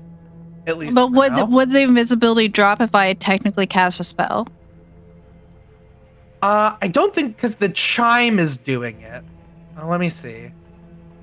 It says, as an action pointed at an object. So technically, sorry, yeah, it's not casting the knock spell. It says you strike the chime as an action, pointing it at an object within 120 feet of you that can be opened, and it will issue a clear tone, and one lock or latch on the object will open. So it doesn't say in the item that it casts the knock spell. I see. It won't, so it won't disrupt. You could use that while remaining invisible. Cool. Okay. It's Jingle Jangle's Chime of Opening. When you move it to your inventory, you just have to mark 7 of the 10 charges gone because it has 3 left. Okay.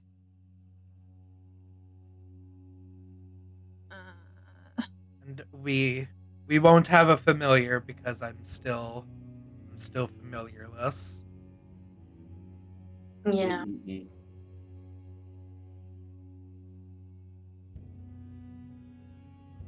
All right. I'm gonna polish my sword. You can do that. It's real shiny. I need to go. Just between us, like the party, because we're going to go with their little plan to distract and cause mayhem so that they can free the kids. But then when they're gone, are we going to stay and murk Nightshade? I thought that was the plan. I think I'm asking. Well, I don't know what will happen when I try to take the key from her back. She might die, she might not. I hope she doesn't, because she's got a lot of crimes to answer for. I hope she does. Yeah, apparently, I also had a dream last night. I'll tell them about my dream and about the heart tree and how Nightshade has been, like, spreading the rot and killing. Yeah, and when you reach into your pocket, you still have metal leaves, 3 sycamore seeds. So these will help us be sneaky. I think if we believe that it's within our ability to do so, less forcing her into some sort of pact and more deal with her. Like I explained to Aurum. Yeah. She probably won't even remain dead, but she'll be gone for a very long time. Unless you try to absorb her. Oh, and also the reason why the unicorn's been hiding at the lake is because her mate's been missing or gone. I don't know if he's dead. He might be dead. Okay. And Nightshade might know about it. All right. I just wanted to make sure that was our plan after the kids. Yeah, I need that key. Okay. I mean, that's a pretty good distraction while the kids are there, too. But going out into a blown out fight while they are still around could be dangerous. Yeah. We have to see how everything goes. I think we're going to be meeting with the goblins on our way there, or we'll probably run into them on the way there. They might give us a way to meet with her. I do know how to speak their language. Okay. All right. Just wanted to make sure that we were all on the same page on that. I'm ready to go. I think I am too. Yep. Okay. I don't necessarily see a problem with fulfilling the role of distraction by storming up in there and grabbing her by the head and slamming her into a counter or two. And then curb stomping her. I feel like sharp hooves. Yeah, he's like, I feel like that's plenty distracting, but might as well play it safe first. Well, yeah, because we don't know what level of control she has over you. Not now, hopefully. I pulled those strings. I don't know if it did anything, but in the dream Okay. I had. Yes. Well, it seems that our dreams do affect our reality here. So. Okay. That's cool. That's cool. You guys had cool dreams. I had a horrible dream, actually. But I had really just calm dreams about home, so I feel kind of bad. You guys went through it, and I didn't. I don't really have anything to give you. Mine was really sad, so it's okay. Just like we have good nights and bad nights, we Yeah. have good dreams and bad It happened. I normally don't dream at all, so my first experience with dreaming has been actually mostly just bad. Oh no. Dawn's always there to inject a little bit more negativity. Hell yeah. Better than me at it. Yeah.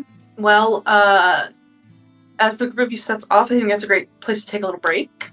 Little 5-7 minute breaky break. Sure. And we'll be back to finish out the rest of tonight's session and see what happens when the party reaches Loomlurch. Yee, BRB, fam.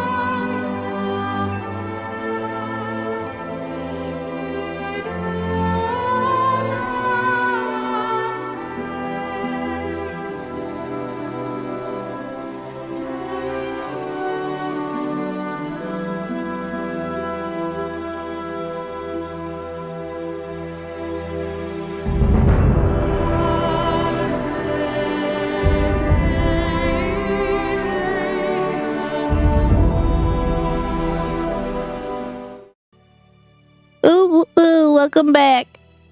We're back. Hey there. Let's get into it. The party is heading to Loom Lurch.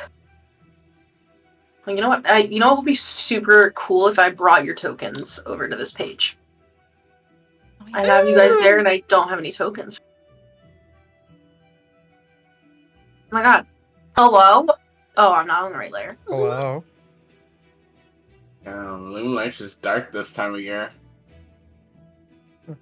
Dark as hell. That is Let me see.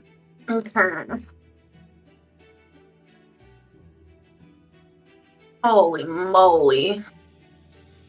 Okay, like I'm gonna shift ping you guys down here. Oh, okay. Because I am going to start reading stuff. And this map is like actually massive. I see that. Well, yeah. Yeah. Yeah. No, kill everyone. Oh my god. No. Start with the children. Oh my god. Sorry. I'm just double checking that everything is invisible because for some reason a couple of the things here, the tokens were not how they should be.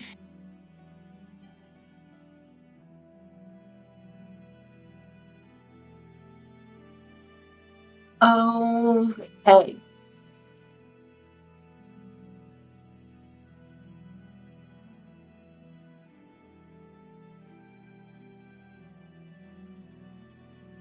Go.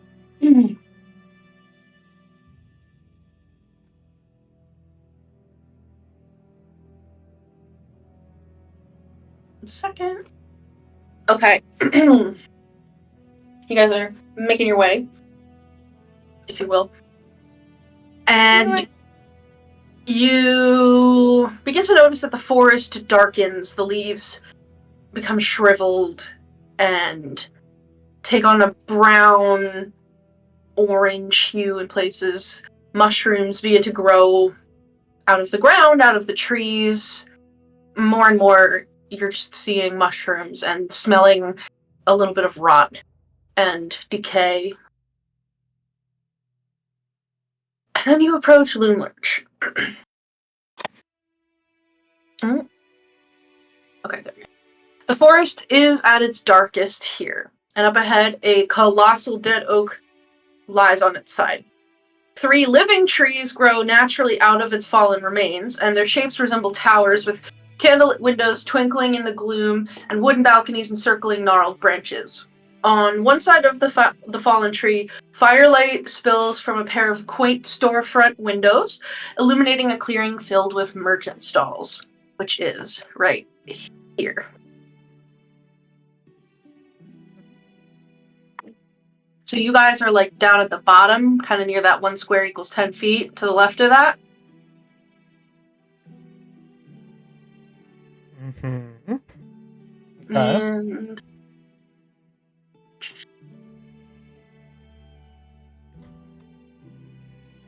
oh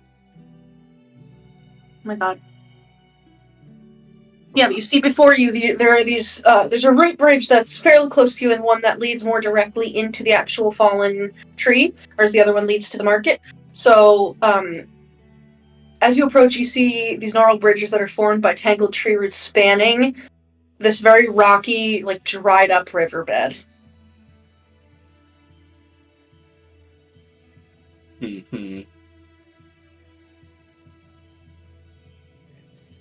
How doth Definitely we a lot. proceed? Well, assuming that the kids are in position wherever they are, I suppose there's nothing wrong with just crossing the bridge and when the time comes, make some mischief.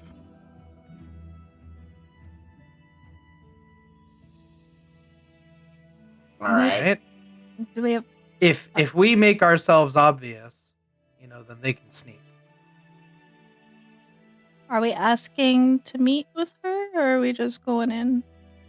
Why don't we get more information on her from the goblins that live around here, right? Yeah. That's probably a better idea than walking right up to her directly or Okay. demanding counsel. Yeah, let's find the goblins. Okay. I guess we can start by crossing the bridge. No need to go down into the riverbed. Down by the river. Yeah, so the group of you is crossing a bridge. Yeah, we're crossing it. Yeah. We're crossing. We're crossing. Yeah, so you begin to cross this bridge, and immediately this wood beneath your feet sways and creaks very loudly. Oh, I start And- flying. The group of you can see, like, way across in this goblin market, like, a couple heads turn, and some people see you. They're, like, just going about their business. They're just hanging out, but, like, they are aware of you guys. So then you can enter the market. You see 3 stalls selling candy that are situated in this clearing, lit by windows carved into the giant fallen tree to one side of it. You can see that there's 2 goblins working in each stall, and the whole enterprise of this market is being watched very closely by what at first you think is a goblin, until he turns and you see that where his little goblin head should be, there is actually a toffee apple that has a face carved into it, and he appears to be muttering quietly to himself. And I'll drop a picture in the Matt's Handouts Pics channel.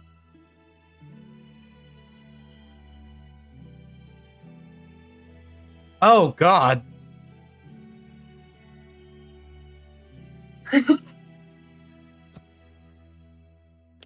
Okay. He's a little gross, isn't he? I don't like it.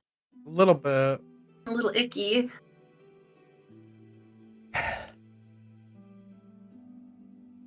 Well, what mayhaps is he, like, what is his general, does he seem like he's in a approachable mood? Is he really angry? Yeah, so... He's like, you said he was muttering, but... Yeah, he appears to be, like, kind of... gruff. He appears to be muttering to himself. And you can roll an insight check. If you would like. Okay, I'll try it.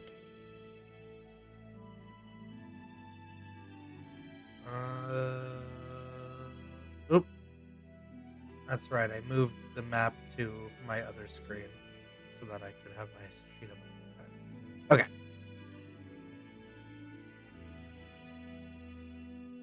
16. Nice. Yeah, you guys are approaching the market and you see this toffee apple-headed guy kind of chatting with himself, and just like looking at his demeanor, he's patrolling the area. You're sure of that. Like this, he's not selling stuff. Those goblins that are selling things are in their stalls, and this is clearly somebody who is there for like security. But like you're watching him mutter, and it kind of seems like he's like talking to himself at first, and he's a little agitated. But then he'll like turn, and he'll like kind of quietly be like as if he's talking to somebody else, but like moving his head around, and then he'll like go back to like muttering. So he's kind of talking to himself, but he's also, it seems like he might be talking to somebody else, but there's nobody there. Okay. But he seems a little anxious. He's definitely like fidgety. Someone might be doing what you do to people, Clover. Someone might be talking to him in his head. Okay. I'm gonna activate detect magic as we get closer. Okay. Hold on a moment. Yeah, so And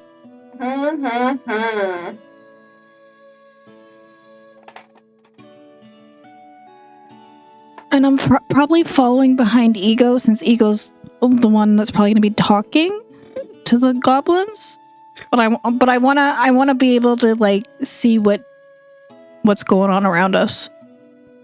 So Yeah, I'll be behind Ego. As you approach this individual, his toffee apple head, there's some fey fuckery radiating off of that. Like it's very transmutative, specifically on his head. And you also are getting like a little like pings from in the stalls. Of more transmutation or just other magic? Other fey magic? Oh, okay. Yeah, a variety of like different things. Like could be their goods. Yeah. Would be seeing transmutation. That's also yeah. There is some transmutation, but some of it is also like illusion. Or like evocate. There's like a variety. Yeah, I'll give Ego the update mentally, like what I'm seeing. Okay. Well, as far as we know, it's not a crime to go up and talk shop. So let's ignore the muttering one that looks like a guard. Also, it would be very nice if the two big strong men could not hang at the back. Yes. I was gonna just be close. I was gonna go look at the windows because we need a distraction. A good broken window is a pretty good distraction. Oh. We need a distraction, but we also don't want to get immediately kicked out as soon as we get here. Let's play it a little more cool than just busting shit up. We gotta confront Nightshade, and she might just hide behind her minions. We have to get to her. It was just in case. I'm not gonna just walk over there and break the window. I was gonna go look and see if like I could break the window. Right.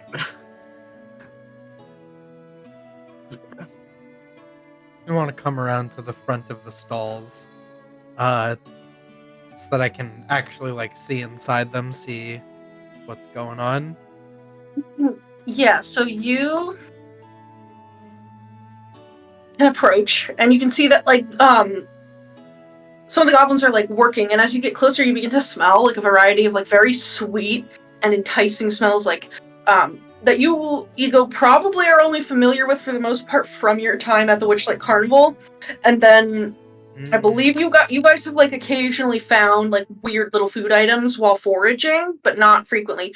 But you smell that like funnel cake, candy, like sugary, sweet smells emitting from all of these stalls. And you can see that some of the goblins appear to be doing like work like that, like pouring things into molds or wrapping little treats.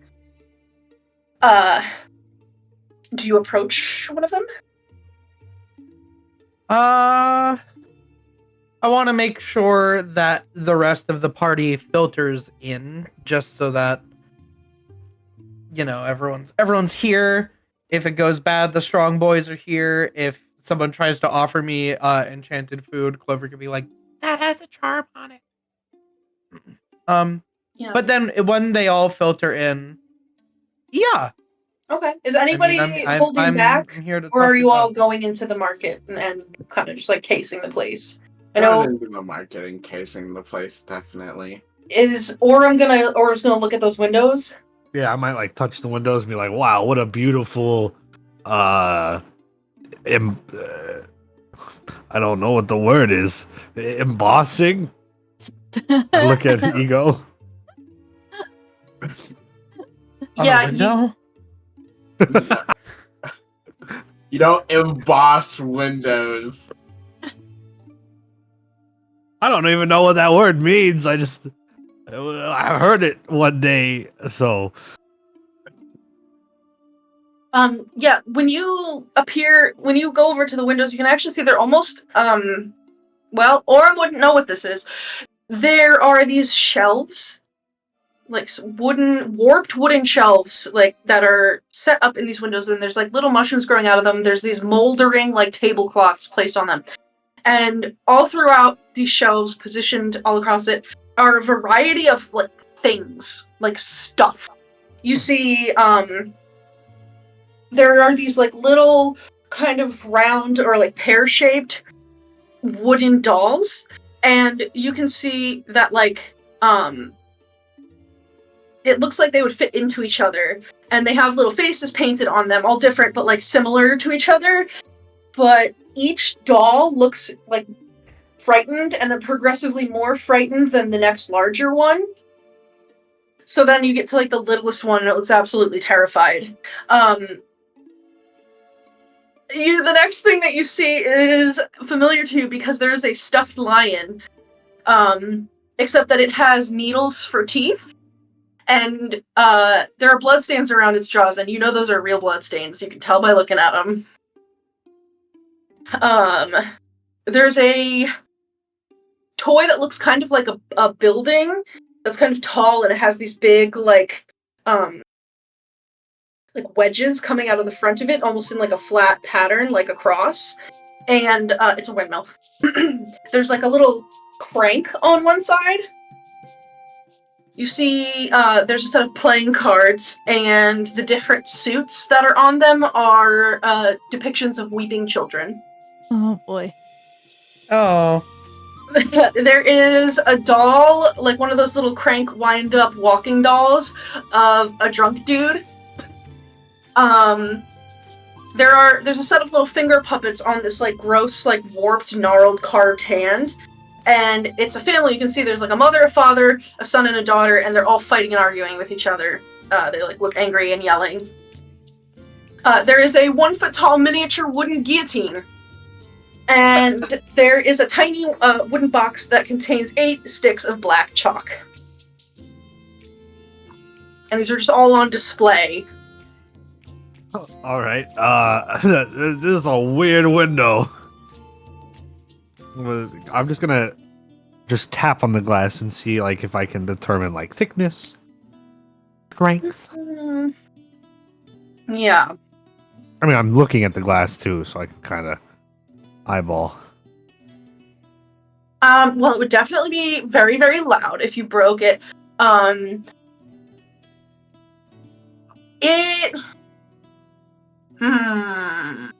Roll a perception check or an arcana check if you are proficient in it. I'm not sure that you are. I'm not. I'm proficient with perception, though. Okay. That's 24. Yeah, when you, like, look at the glass,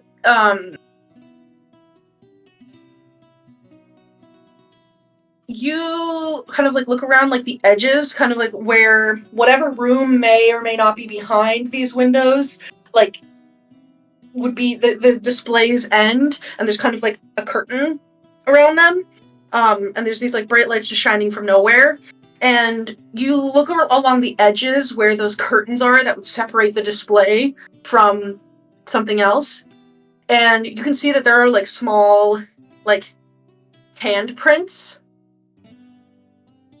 and, like, teeny tiny scratch marks, like somebody with a small hand had been trying to, like, open it or scratch at it, and it seems like they were unsuccessful. Like, there's a way to open the window. You don't see a way to open the window. Huh. And are the scratch marks on the outside where I am, or on the inside? On the trying inside. To get out. Ah.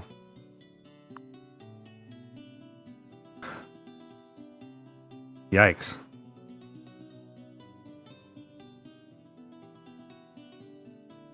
I will tell that to my party. Are any of those, like, trinkets magical, or are they just trinkets? Toys. The toys in the display they all appear to just be, like, stuff. Yeah. Okay. Making sure they're not, like, actual people trapped in these things that are perpetually terrified.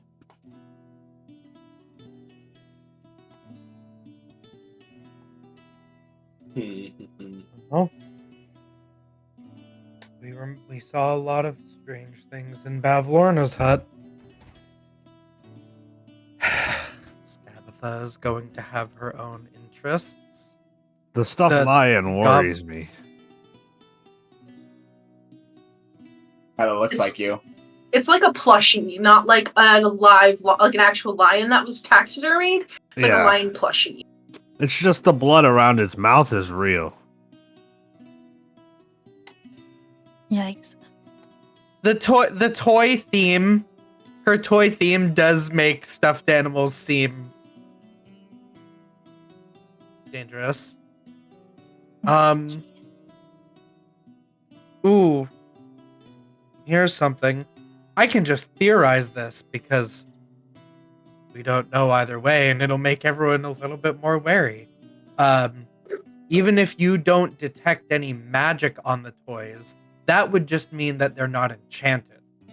If they are creatures, and therefore alive, like constructs, they might not come up and detect magic, but they might still come to life and try to kill you. Oh, that's great. Thanks for that. I'm gonna fly up above the ground. That sounds I'm sorry, that sounds exactly like the kind of tidbit that Ego would love to the anecdote that Ego would love to It's offer. okay, Clover. They might not be magical. They might actually just be sentient things waiting to kill you. On the bright Clover's side, like we could just ears punch them. flatten. Her ears flatten. She flies up a little higher. She's like, I don't like that. Well, the goblins seem to be making food. Like the nice food from from the carnival. Well, not like from the carnival, but like similar thing. For Aurum, I feel like it's very foreign. Like you don't usually eat sweets. If you do, it's usually like little berries or like sweet tubers that people might harvest. So like the artificial like sugar candy smell is like, it's probably like, it might be sickening, but also like very like alluring. It's like, it's a weird, you don't know how to feel about that kind of. I don't know how. Gross, but like I'm It's curious. gross, but like good. Yeah, like if you smelled like candy for the first time, like I feel What like that would would Sad just be a Boy lot. do if he found candy? Sniff it and then back away. That's what he does with everything. Yeah, but for Clover and Dawn, like it definitely smells like they're cooking. They're making good stuff. Smells good. Interesting. Yeah. Since Ego, I suppose, was the closest to the goblins, I'll like walk up to like right up to one. Yeah. One of the stalls. Because I don't know if this is what's for sale. So yeah, I want to walk up and see if they address me or something. Yeah, you can walk up and one of the goblins will say, "Oi, how you doing? You want some candy? You gonna buy some candy? You like candy?" And they're speaking in common? Sure.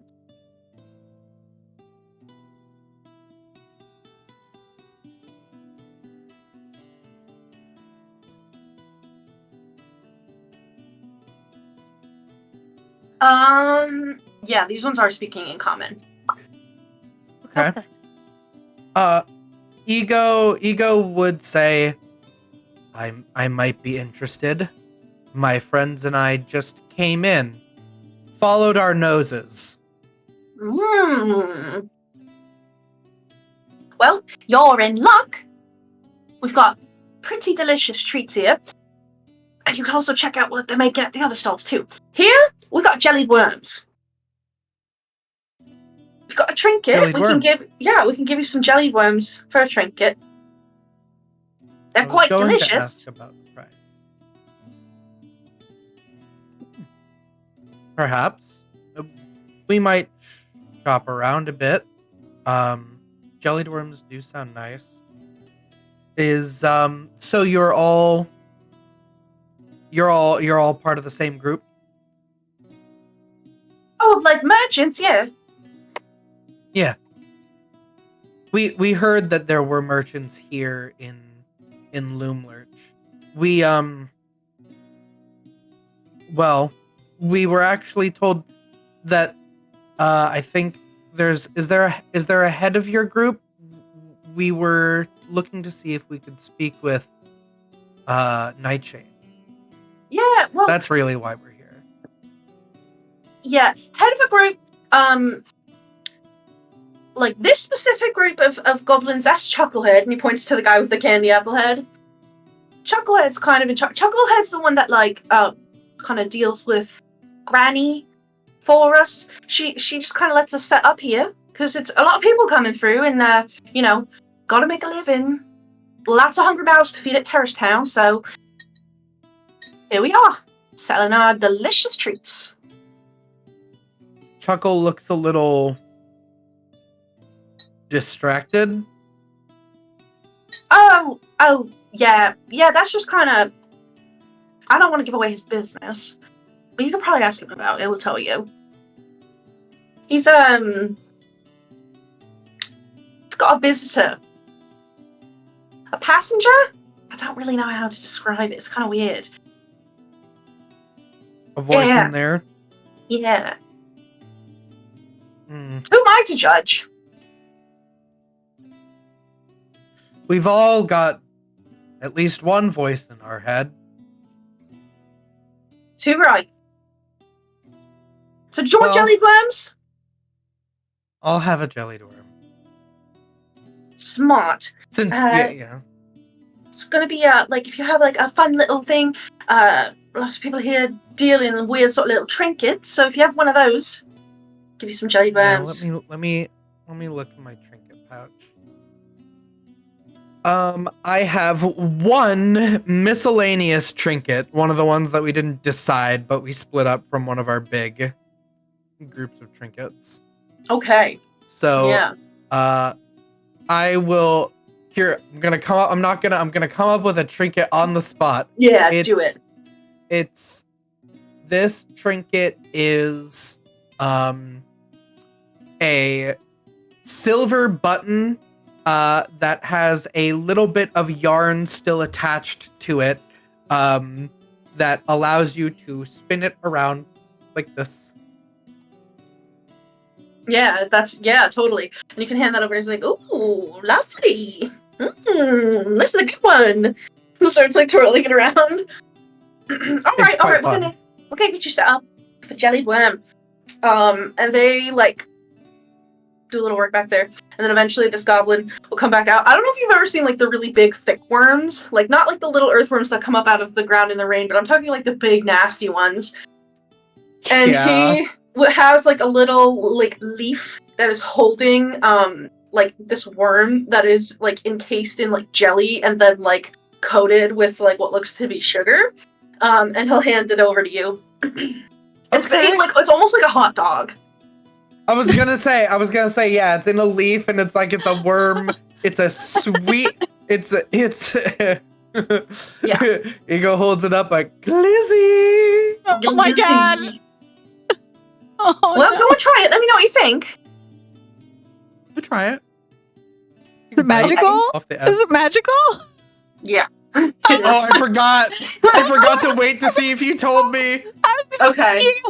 So I need you to roll me a d8, Ink. Uh-oh. I totally forgot. I even said that. I was like, so Clover can be there to tell me if it's magical. Clover sees 4. it happening in slow motion and can't stop it. Yeah, you're like, wait. Yeah. So you're eating it, and like you feel like it's delicious. This is like objectively delicious candy. Even though the ingredients are disgusting, it's like sweet. It's a little fruity. It's like got a little bit of crunch, but it's still gummy. And you have like a little bit of a I'm headache. just gonna pretend it's a big gummy worm. Yeah. Ooh. You're like, you kind of feel like almost like a little bit of a sinus headache. And Clover, you're there behind him about to be like, no, wait.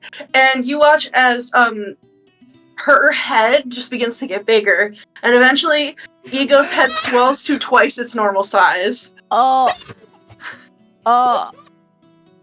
Well, that'll probably fix itself.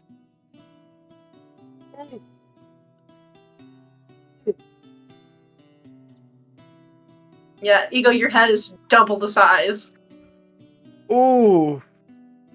Oh. The pain's Oh gone, my though. God. Oh my God. It's so big. Oh, that's a good one. I like that. Oh. I feel like Bobblehead this is, ego cannon. I feel like this is something I should be laughing at. Haha.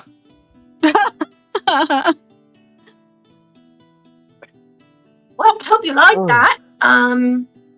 If you're curious, the others got they've got candied beetles over there at that stall, and then the next one, they've got lollipops that are made from compacted eggs. Quite tasty, all of them.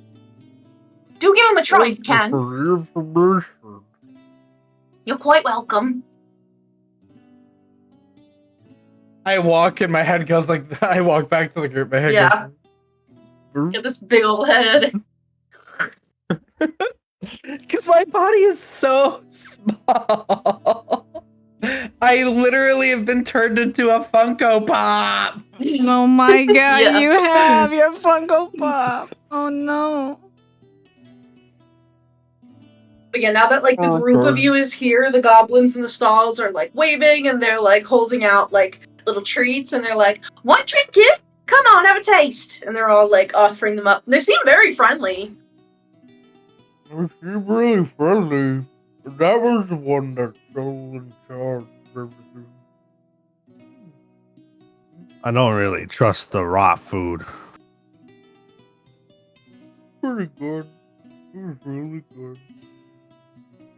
You seem like someone who'd like raw food. Just a while. Oh no, rot food. This is the rot place. This is where all the rot comes from.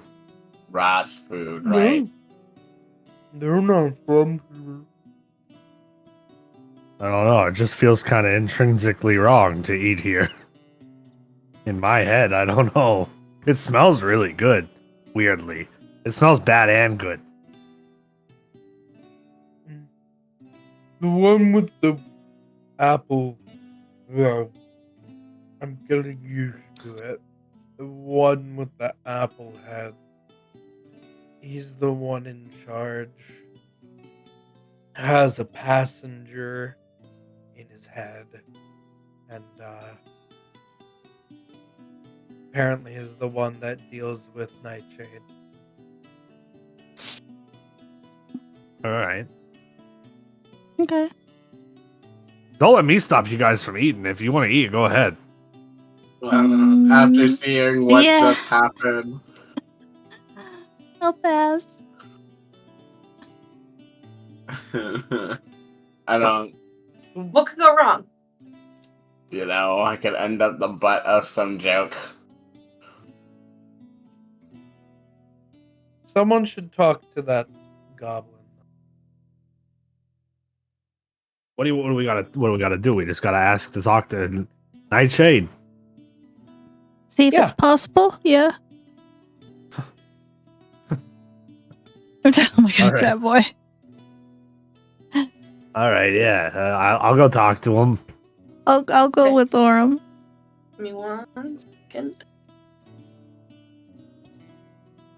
Come on. Load, you bastard.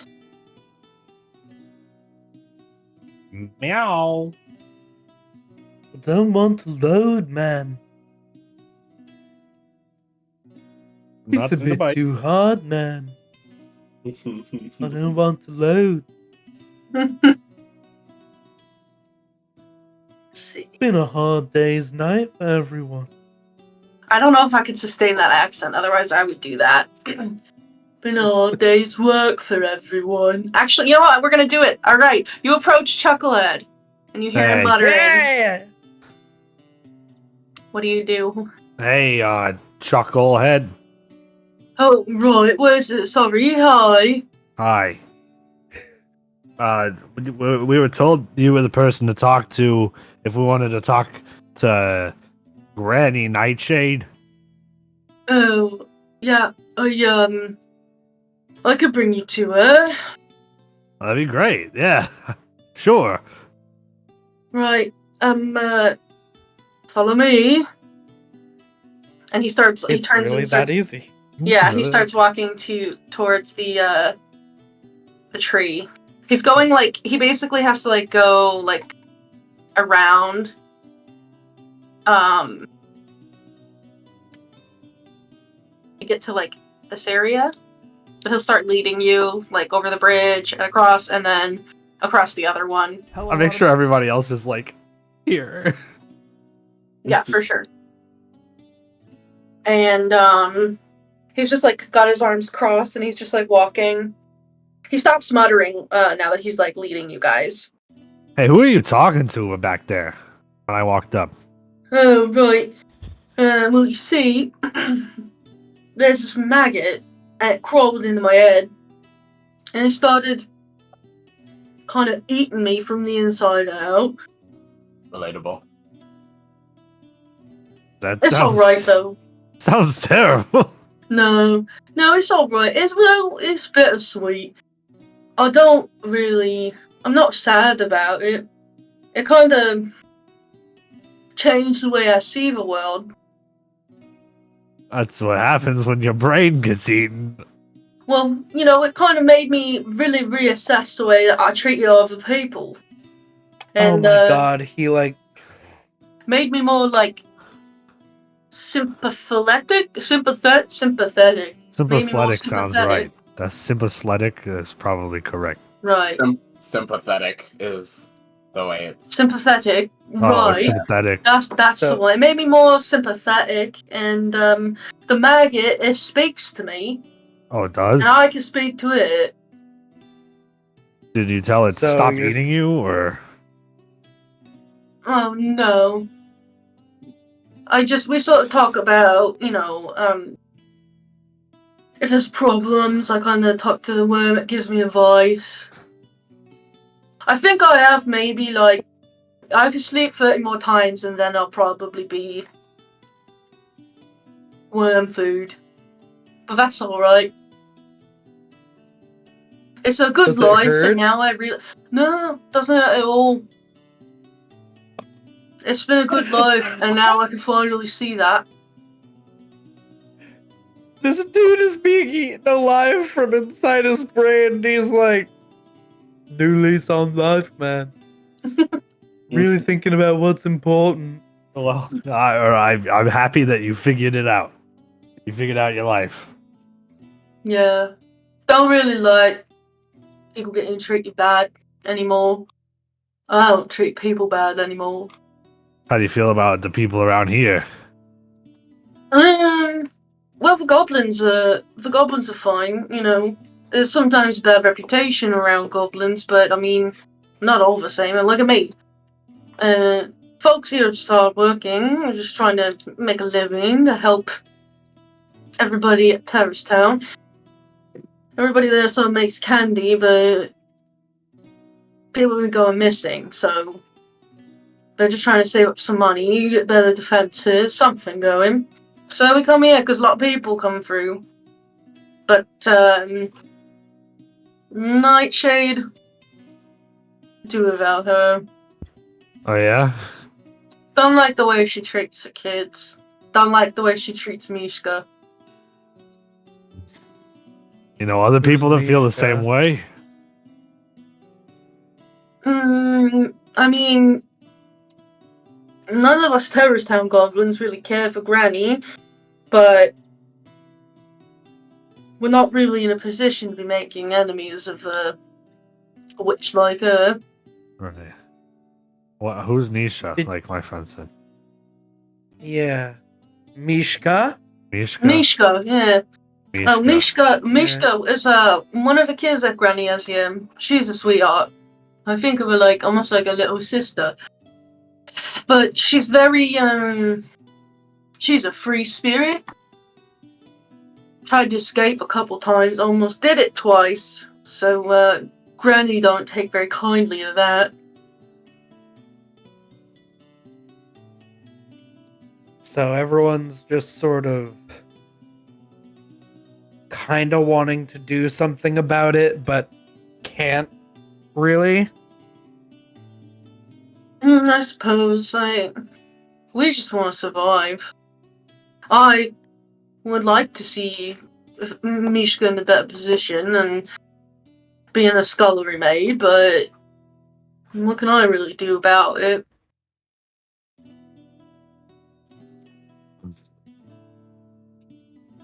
The maggot says that, nobody's really nice to these kids, so I'm able to be nice to Mishka, and that's better than nothing. She at least knows that she has somebody who cares about her. She's really the only one who ever treated me right. All these other kids were kind of scared of me, and Mishka was the only one who was respectful. She helped me change almost as much as this maggot. So is Mishka one of the children that works in the field? What does she do? No, Mishka.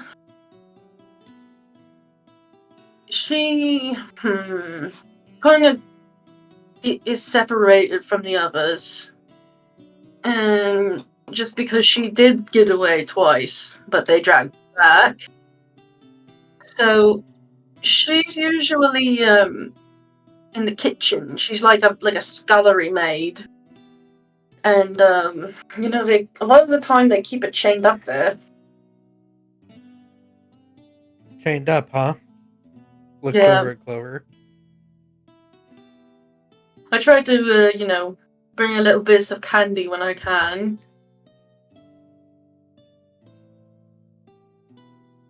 Wait, what? The chime. Oh. Little girl chained up in the kitchen. Mm-hmm. It's like, chained up in the kitchen, huh? We promised to help with all the kids, right? So. Okay. Makes sense if she was causing trouble that I guess Nightshade wants to keep her away from the other kids and also keep her closer. Yeah. That's a shame. Like I said, she's very got good spirit. Just not the kind of thing that Granny takes kindly to.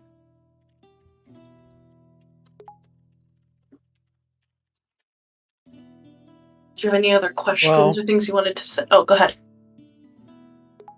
Yeah. Just wanted to know. I don't know. You've dealt with Nightshade at least on a personal level. Like, what is she really like? On an individual basis. We've heard, overall things, but what's it like to talk with her? Let me. Second, sorry. Oh my god. Please. You need to be honest, been so sluggish lately.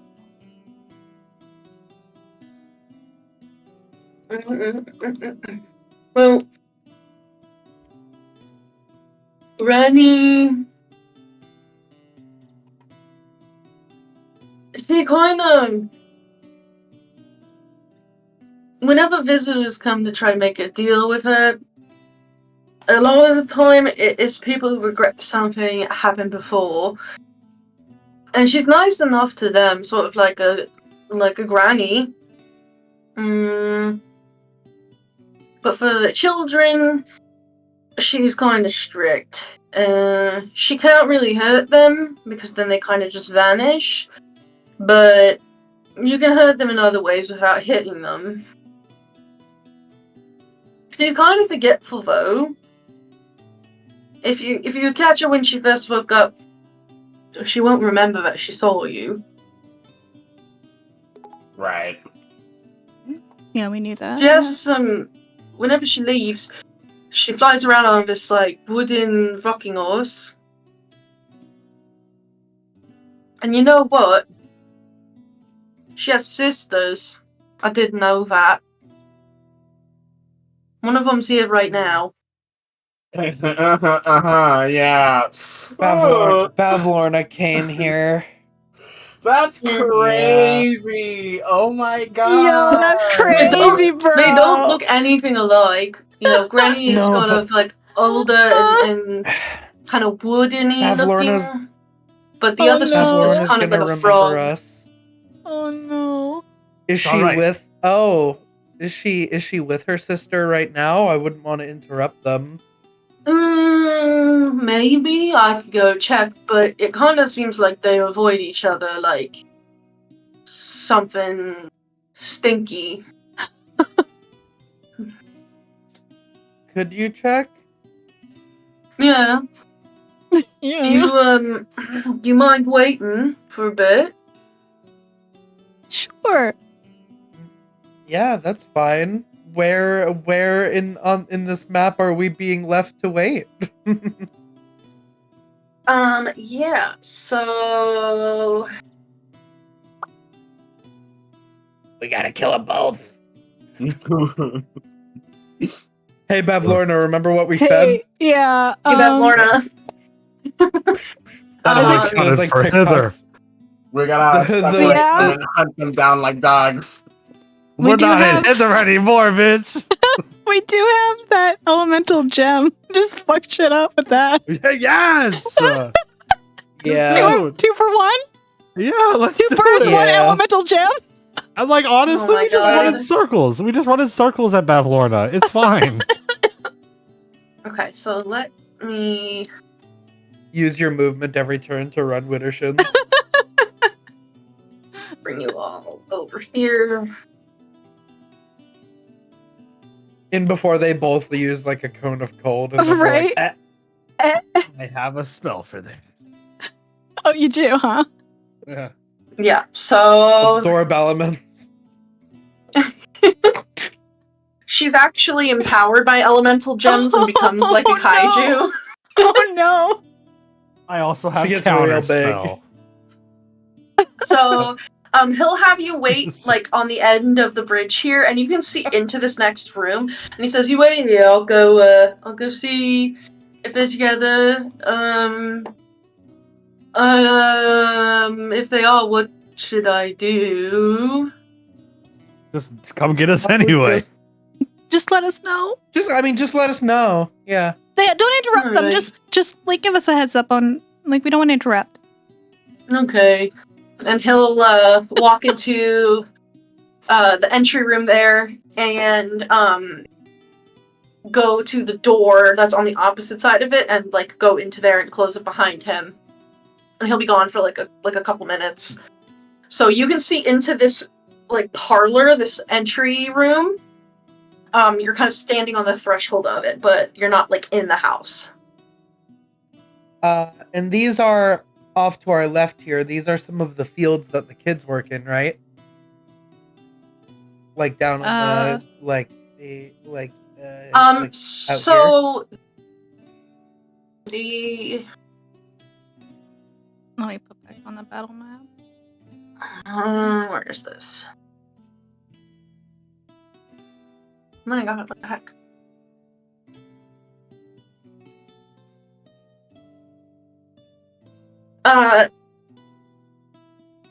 As far as like the fields go, you don't know if the children like work in the fields. You know that the kids of the getaway gang told you that like there are some scarecrows. Like even Scarecrows, Clapperclaw right. told you this, that there's other scarecrows that like are not very nice. Right. And that like Granny like grows a lot of stuff there, like she likes to grow mushrooms. But as far as like kids,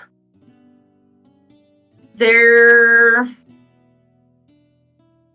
you don't know, like you don't see any kids in the field. You don't know if they work there or not. Okay.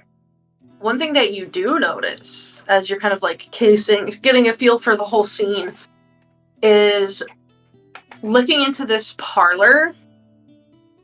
You see that there is this like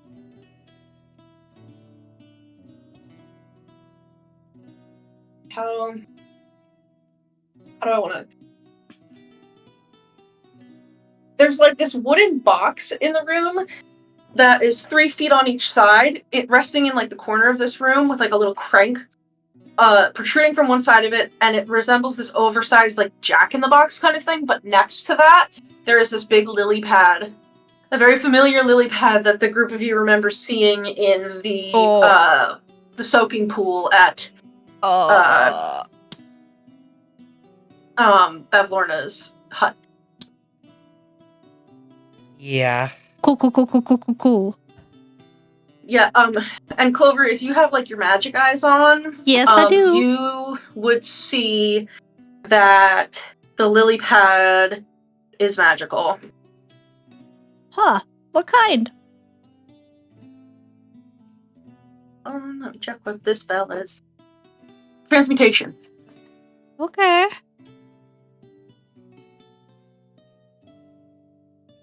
Anything that anyone wants to do while you're waiting. I'll let Ego know about the transmutation and that the lily pad's there. Okay. Yeah. I mean, we kind of predicted this might be the case. Yeah. I want to look for any possibility of Will and the rest of the gang sneaking around. Yeah, you can roll a perception check. Time to roll the highest perception check I've ever made in my life, everybody. Watch out. Watch out. I'm gonna do it. It's happening. It's definitely happening. That's an 8. Yeah, there's a lot going on here. There's just a lot of trees, like sickly trees, but like there's a garden. You can see that there might be some sort of like animals in the garden, scarecrows. There's all those goblins.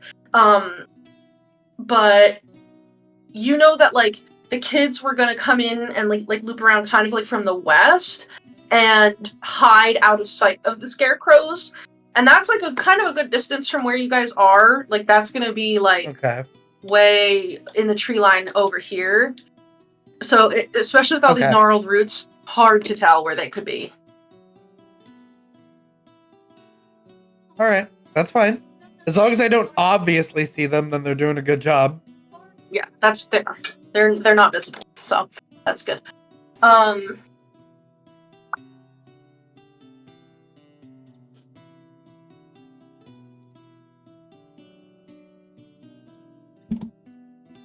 That's me.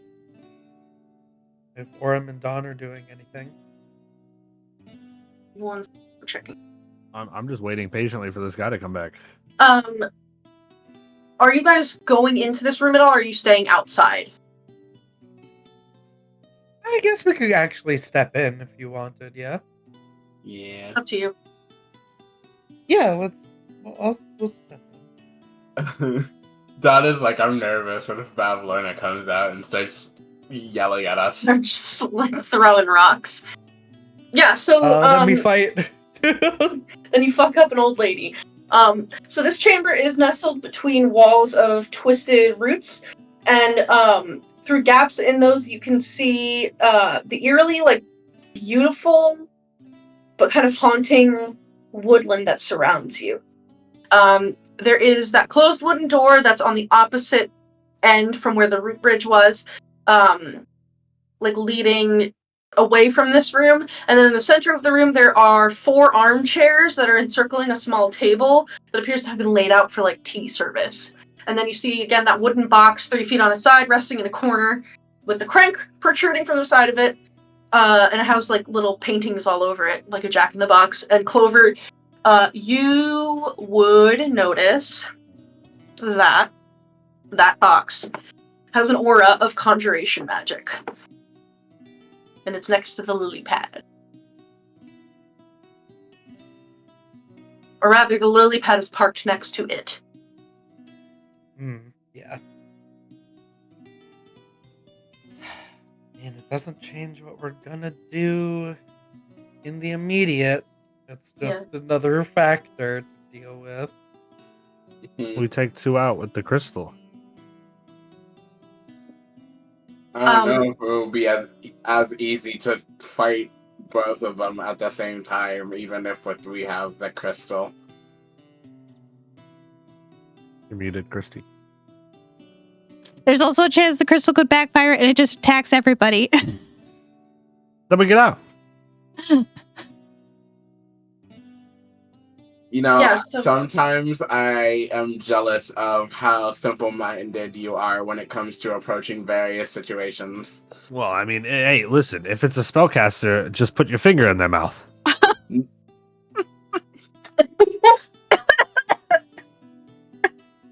Oh. Okay. I'm pretty sure I read about that in a book. Oh no. They can't say anything. They can't really That's do only a for whole lot, verbal that's only for verbal. Some of them don't need verbal somatics. right? Oh. I was gonna try it next time we fought somebody that I cast mean, spells. It's usually there's verbal, so you might have a chance. Might have a chance. There is also, Maybe. Clover, with your magic eyes, there is Yes. something else giving off transmutation. Like, there's this little side table, and something, like, maybe in the side table's drawer is giving off transmutation magic. But the group of you is, like, you're waiting for, like, a while. Like, 5, 10, 15 minutes goes by. Can I Oh. go? Oh. I think we just That's go a lot in. of time if you want to. Well, I was gonna say that's a lot of time if Clover wants to do something because she can. That's true. Yeah, I'm wondering if I should. Should I go invisible and see what I can find? See what I can. Go for it. I would say yes. And if it's over 10 minutes, that I can do a ritual spell just since I have the time to do so while you do that. I just want to bring it up. They might have ways to see you if you're invisible, if that's what the kids have been doing to get away. Like if that's what Will did. Yeah, Oh. but there's no way to really anticipate that other than finding out in the moment, right? Yeah, I'm just making sure we're aware that if we send Clover alone invisible, there's a possibility. Yeah, maybe just don't go too far. Okay. Because she really wants Will, and I assume she knows what Will does. So, Wait, does Will go invisible? Well, he's saying if that's how the children have been escaping, then she might have gotten away to Oh. see invisibility. Maybe. you muted Victoria. Oh, you're muted, Victoria. Will was not invisible. He Oh, just he was. like had like he just has a permanent like transmutation aura around him. You guys are not sure what it is. Yeah, Oh, I don't maybe. think I think he's hiding his true face, is what Clover thinks. You might be fine. Just be careful. Okay. Okay.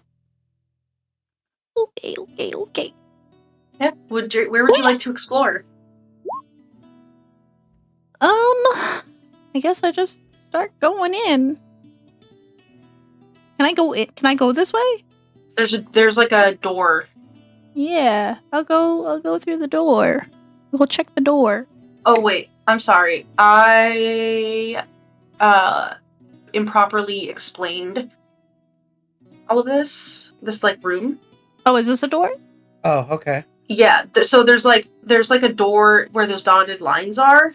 Oh, is it like a sliding door? Yeah, like little like folding kind of doors. Okay. Okay. Sorry, then you don't see the lily pad in the box. My apologies. I explained that wrong. Oh, But you know that like Chucklehead like went that way. back there. Okay. Yeah, Can I see if it's like locked? it is not locked. Doo-doo. You open it? Yeah. Okay. Uh-oh. You open it and you can see that there is like a little old woman, and she's there with Chucklehead, and they seem to have been like talking. But she turns and she looks right at you, and says, "Oh, dearie, did you get a little bit too excited to meet with Granny? Please Yes. take a seat." I like. Immediately. Mm-hmm. Damn. Mm-hmm. Come, Okay. come. My friend Chucklehead was just telling me that you all were here and you wanted to meet with me. You have to forgive an older woman. It's a bit harder to get around with these creaky old bones. Wait, And, so she's in here? Let me turn her on. Hold on. I think she's in that big room. Oh. No, She's in that first room? yeah, like the little Yeah, folding right there. she's She right is right there. here. She's literally like right here. Holy shit! Yeah. God. So then this is where, Clover, you would see that box with the crank and the lily pad is like parked over Uh-huh. there. Uh-huh. Get you a little. She's got a fucking Jack in the Box, dude. Do we just fucking go for it? There's like a lily pad like right We there. need to give them at least a little bit more time to. So she's Okay. looking at me even though I'm invisible? She can see me? She looked directly at you and like you get the sense that she can see you. Well, fuck. That's a waste of a spell. Okay. The second So, question. Does she have the key in her back currently? Yes. So the rest of the doors creak open as Chucklehead like parts them for her, and this little old woman totters forward, and she's wearing this like grimy, old-fashioned shawl, and her skin looks like gnarled bark, and you can see this large iron key extending from her back, and it ticks rhythmically as it rotates. And she like looks at the whole group of you and says, "Well, sit down, children." She says in this voice that's like it's reminiscent of like crunching leaves. She says, "Let's have some tea."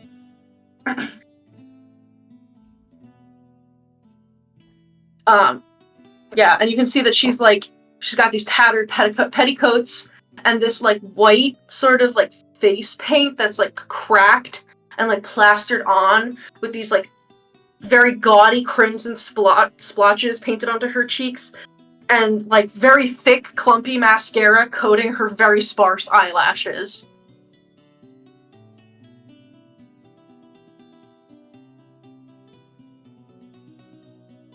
I will show you what she looks like in the Maps handouts bit. I love when D&D goes bad so fast. Yeah, things went really south really quick. Oh God, She's creepy. that's she's- such cool art. She's so creepy. small. It's scary. You're So muted. she will totter forward. How big is she? Is she tiny? Like is She's like a medium-sized creature. Okay. She's like, in the same height family as Aurum and Dawn. And she like slowly pulls back one of the armchairs and like kind of hobbles there and like gets it comfy and like takes a seat. And says, "Feel free to sit. I don't quite have enough chairs for all of you, but well, your sneaky little flying friend might not need one. She can just hover. You can come out, dear." Oh, you mean drop?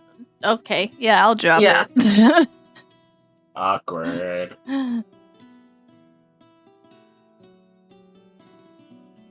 Scary. I'll set out some tea for you all. Tell me, do you take any sugar in your tea? Not really. That stuff rots your teeth. Very true. I'm not thirsty. Oh, well, that's a shame. Tea is very good for you. Yeah. And what about you? She looks at you, Vigo. I will take a tea.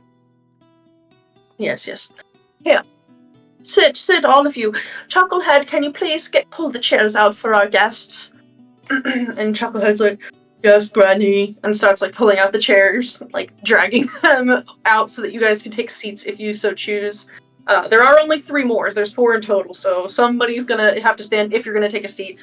I'm not but- sitting. I'm not sitting. I don't want to sit down either. If someone else is standing, then I will sit just to, being too standoffish is going to, make her dig some things out. Yeah, I'm sitting, accepting tea, all that. Yeah, so the 2 of you can take seats, and she looks at the group of you and says, "Now, tell me, dears, what exactly brings you here to me today? Do you have something nagging at you, some bad memory, something that you need cleared up from your past? Granny would love to help you." And you can see as she's saying this, she unstacks these filthy teacups and pours tea into it, and then she pulls out from her pocket a chicken bone and stirs the tea, and then puts the cup in front of you, Ego. Drink. And then she pours a cup for herself, and she puts in an obscene amount of sugar, to the point that this tea is probably syrup, and is stirring it with her little chicken bone, and is flicking the sugar syrupy tea off of it, and then slurping it down very loudly. It would I would like to non-verbally kind of look at Clover and look at the tea, learning from the glizzy earlier. I want to see if she gives me any indication that I shouldn't drink it. Can I quickly flash or detect magic with my eyes on the drink?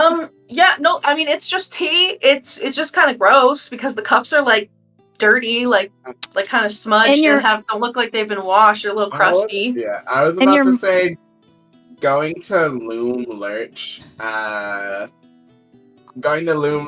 everything being all sickly and stuff, I have something that may be helpful in this scenario. Because of all the mushrooms and stuff, I can cast Detect Poison and Disease to see if there's anything put inside this tea that may not be the best. What does it look like when you cast that? I think because it's his first time casting the spell, in the moment he's trying to be really discreet about it. Yeah. So it sort of just comes out as him blowing over the thing that he wants to detect. Mm-hmm. And I feel like faintly certain air kind of aura radiates off of it in the form of gas that goes up that lets him know whether or not it is safe to consume. Yeah, so you do this, and you're not getting any sort of a gas that would indicate a poison reaction. It's just tea. It's gross, but it's just tea. If you're allergic to tea, probably not a good idea. If you're allergic to chicken, probably also not a good idea because she's starting it with a chicken bone. That's not bad. If it's not poisonous, yeah. Yeah, it's just gross. Yeah. If Clover gives me a nod, but kind of just it's gross.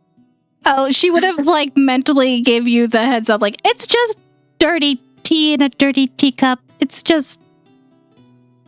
not magic, but it's dirty. I'll ask for more sugar. No.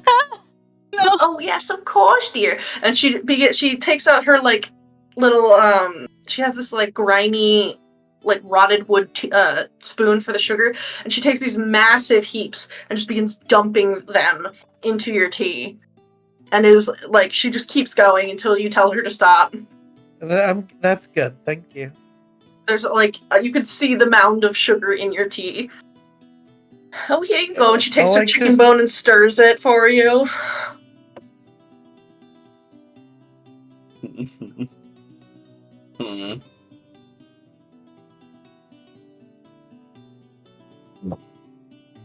So, the top of the sugar. Right.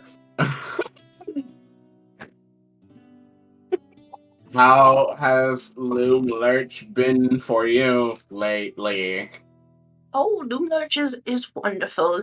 I have a lovely garden that I can tend to and grow my mushrooms. Everybody's working very hard to make some lovely little toys. The goblins are here to sell their candy. It's just wonderful. Yeah, I've noticed it's kind of busy.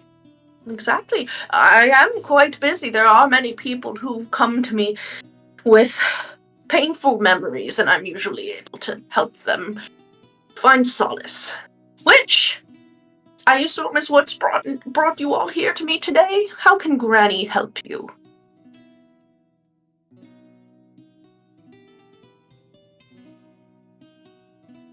Hey, I don't think there's a rush. We heard your sister was here.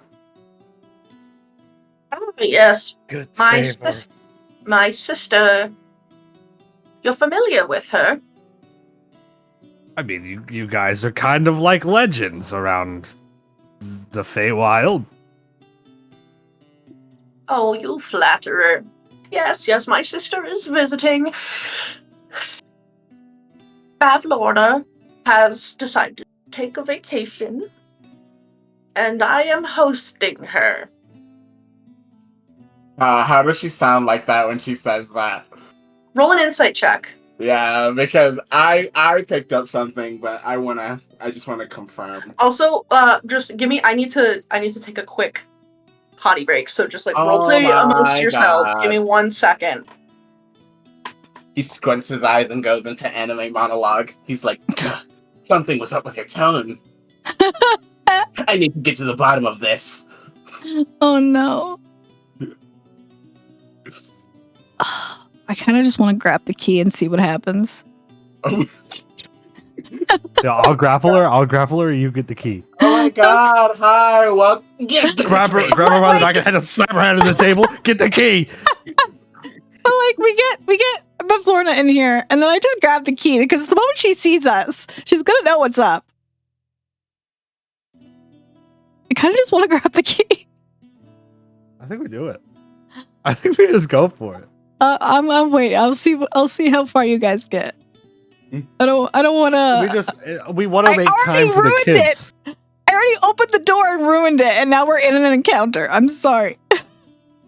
You didn't ruin it. I love We- the tension. The tension's so sick. We didn't. None of us thought that she was right there. I in think the we next all room. assumed that she was like somewhere deeper in within like a majestic room, and it's just the next room over. Yeah. Sorry. She's. Yeah. 17.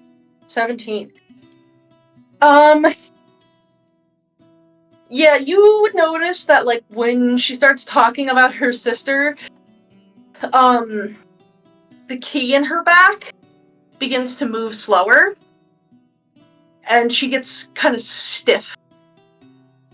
And the way that she's saying things, she sounds like she's, like, trying to use polite, like, language to she's like intentionally choosing her words when she's talking about her sister, because she doesn't want to.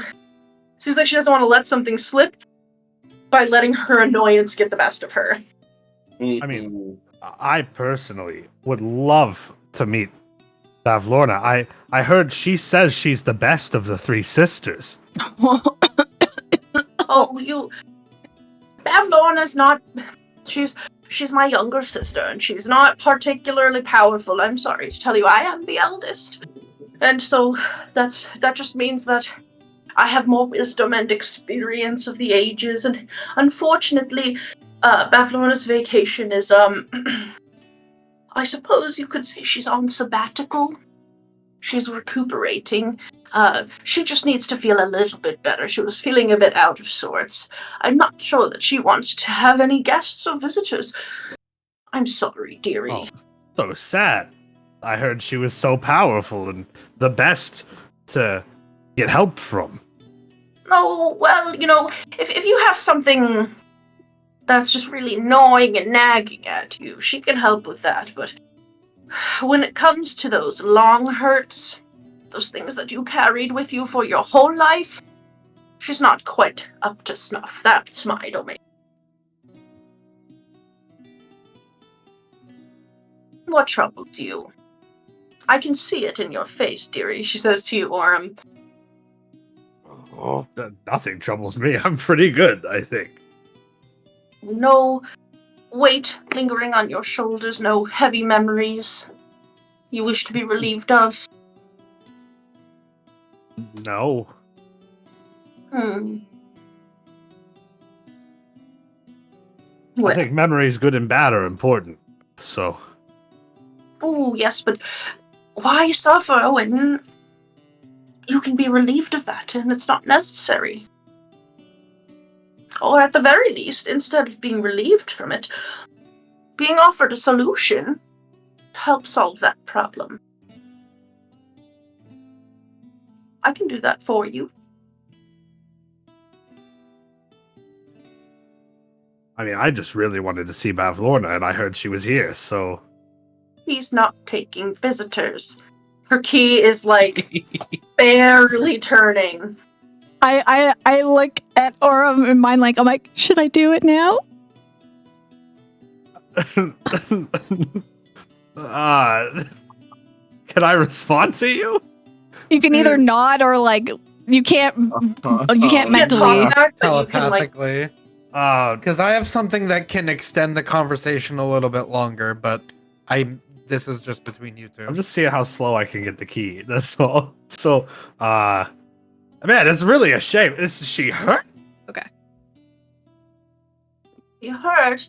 Well, I think it's more of a spiritual hurt, dearie. Man, but she's so strong and powerful. No. Listen, you're not here to talk about Bavlorna. You're here to meet with Granny. So what do you need to know from Granny? Actually, Granny, I came here, at least, because I saw one of your posters. Oh. For a missing boy. Did you now? Will, I think? Yes. Will. I just kind of wanted to know a little bit more about that. It seems like he's been a bit sly. I just kind of wanted to hear more about the posting. Yes. You see, that will is such a thorn in an old woman's side. You know, they really need to teach children better manners today.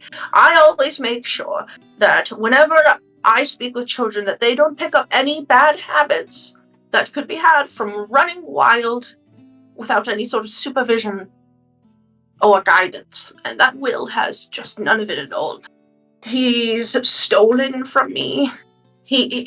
All of the children need to be here so that they're safe and so that they're learning how to behave properly. And Will just wants to be a little feral thing. You know, if you could bring him to me, I could reward you. You talk about thorns like they're a bad thing. Thorns are important for a lot of plants. Oh, well, dearie, an old woman doesn't need a thorn in her side. I don't know. I think I like how Bavlorna talked a little bit better. Oh, Bavlorna barely speaks at all. Go ahead. What were you saying, Ego? Was Will one of the children here, and he was misbehaving? Why did he act like that? I mean, because it seems like you're very good at disciplining the children, so why can't you discipline him? He is particularly wily. He seems to have tricks up his sleeve, like a slippery little eel. I don't believe but Will he's just a kid. Sure, but he is stolen from me, and that sort of behavior cannot go unpunished. If you let a child do it once, you might as well let the child become a thief, an ingrate, A ne'er-do-well? Oh, no. I fully agree. I mean, he's just a child. How much of a problem is he being that you need to, hire out services to get him in line?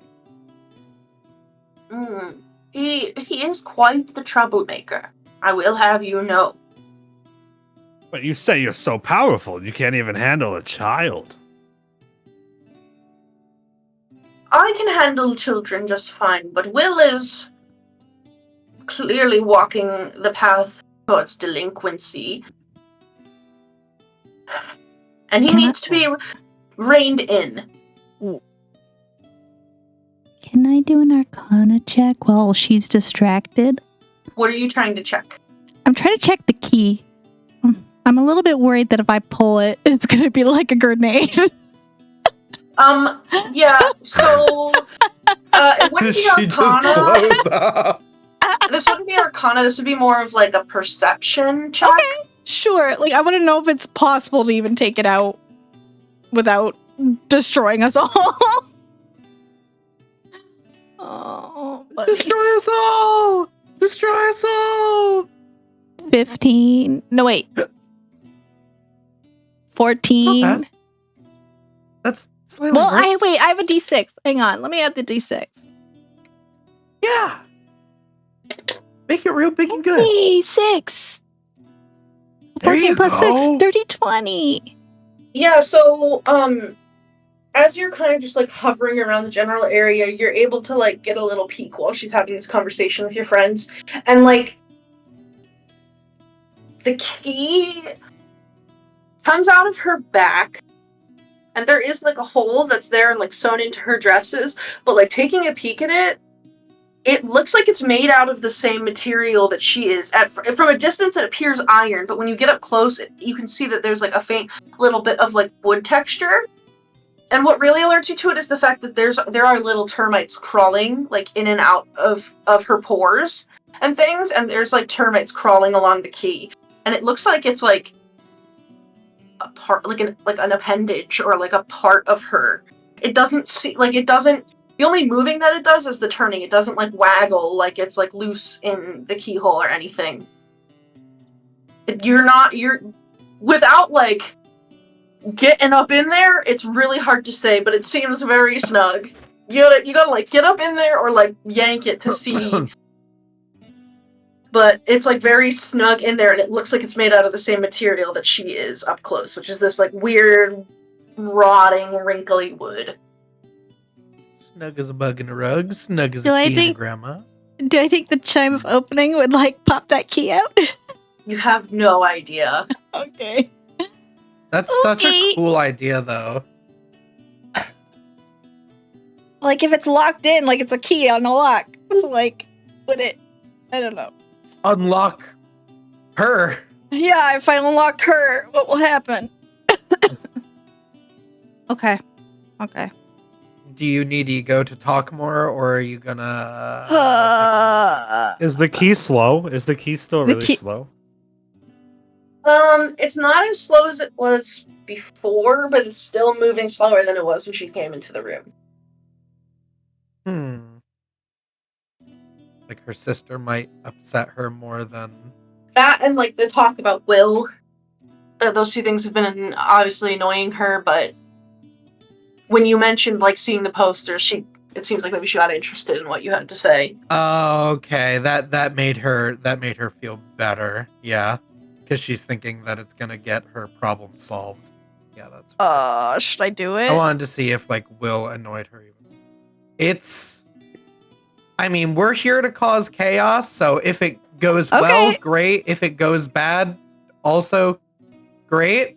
Yeah. Yeah. I'm fine with you taking a little yank on it. I don't know if it's gonna work. Or you could try just ringing the chime of Yeah, opening, I right? was literally gonna try to like, while she's distracted by you, like go up behind her and just chime her Do back and see what Okay. happens. Okay, give me 1 Sure. second. I gotta. 'Cause she might be like a little lock. Ding. This is where we're just gonna let out an ancient demon and get TPK'd. I mean, No. You're gonna ring real loud. She's gonna be like, "Oh, I think that my muffins are done. I think that was the oven." That was the oven. that's the other. I swear. My muffins. My muffin. I'm sorry, Vic. I don't know what else No, to do. you're fine. I'm reading this description just to make sure that I'm like This feels so, so like, silly. you can strike the chime and like you hear that like loud, clear ringing tone, but Mhm. you don't get a sense that any magic was expended because there is Okay. no where you are pointing it at her back, there is no lock to be unlocked. Okay. That's fair. Okay. Oh, ooh. Loud. Haha. Ah. Oh, dearie. I thought I told you. I know that you're a little bit tricksy, but I can see what you're doing, and I think you should probably sit down instead of trying to pull a fast one on an old woman. Can I grapple her?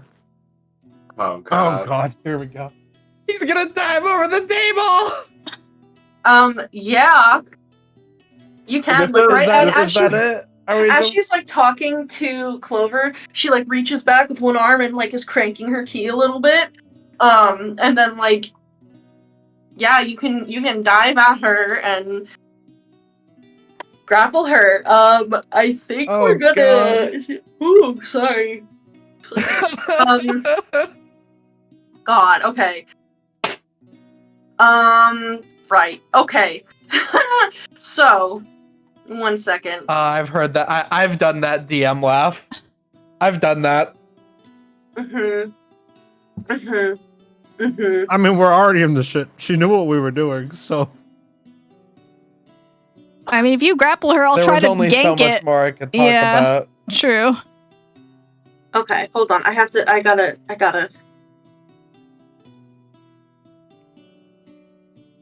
Do you know what always gets me about when we encounter the hags? What's Every that? person we talk to leading up to them is like, they're so horrible. They're so horrible. And then you sit and talk to them and they're just like, Vic is really good They're just at vibing. making them talk like sweet, confused old ladies. And it really, every single time I'm like, damn, maybe they're really not that bad. And I'm like, no, you know that they're like so actually legitimately evil. But she gets me every time because I they can't just wait sound for you guys so to see the third senile. one. The third one, I'm so excited for that. We're gonna put a pin. We're gonna put Yeah. a pin in the game, and we will start next session with lunging at her for a Oh good my old god. headlock. Because that's a choice, and we don't have time to go into the things that might transpire from that. Oh, Which is obviously you guys have a party and give each other hugs, right? obviously. Yeah. Yeah. Yeah. I'm like, oh, Yeah. grandma! You know? Yeah. Give her a hug. Mm-hmm. Right. Granny! This is fine. This I is miss fine. you so much. Oh no. Okay. Well, Glenny. hey. Thank you, as always, to my players for making interesting choices. I always love when you guys poke the thing, or to kick the hornet's nest, which may or may not be what's about to happen. But Uh-huh. I love it. I love it. I love that Ego went and ate a jellied worm. Like, I just fucks with that super hard. That was just You great. gotta try the glazed glizzy. Yeah, the glizzy, you gotta. Oh my god, we didn't even find out where my missing thing was first. No, you did not. Yeah, you got. Damn it. Well, if it goes. And it's almost like she was literally offering you guys a bargain and could have given you that if you had asked her for it. Yeah, I was. I don't know if Thinking we wanted about to it. make a bargain though. Yeah, or we that's can true. kill her and take it all. Yeah, that's true. You can kill the Take shit out it of her. all. Take it all. Oh my god. This is fine. Yeah. We'll be fine. I'm sorry. I'm like so I didn't snoozy hit today. her. I keep yawning. I didn't hit her. You didn't hit her. Okay, sure. I'm just hugging her. Granny Nightshade will definitely respect the distinction that putting her into a headlock is not the same as giving her an uppercut. It's how we show love in my culture. She doesn't give a fuck about your culture. Wow. I'm just kidding. No, she's a sweet granny. Of course she cares. Yeah. Of course. Yeah. Well, like I said, thank you to my players as always for being here and having fun with me and being weird. Thank you to those of you who may be watching now or in the future. We appreciate having you here along this Fey wild ride. See what I did there? Yeah. And thank you to Carver Castle and Little Dragon Court for their sponsorship. Thank you to Suncraft for some of the sick beats that we got going. It's a Discord bot. It's cool. I recommend checking it out if you run any kind of virtual D&D games. It's very nice. Yeah. Does anyone have anything else? That's it. No.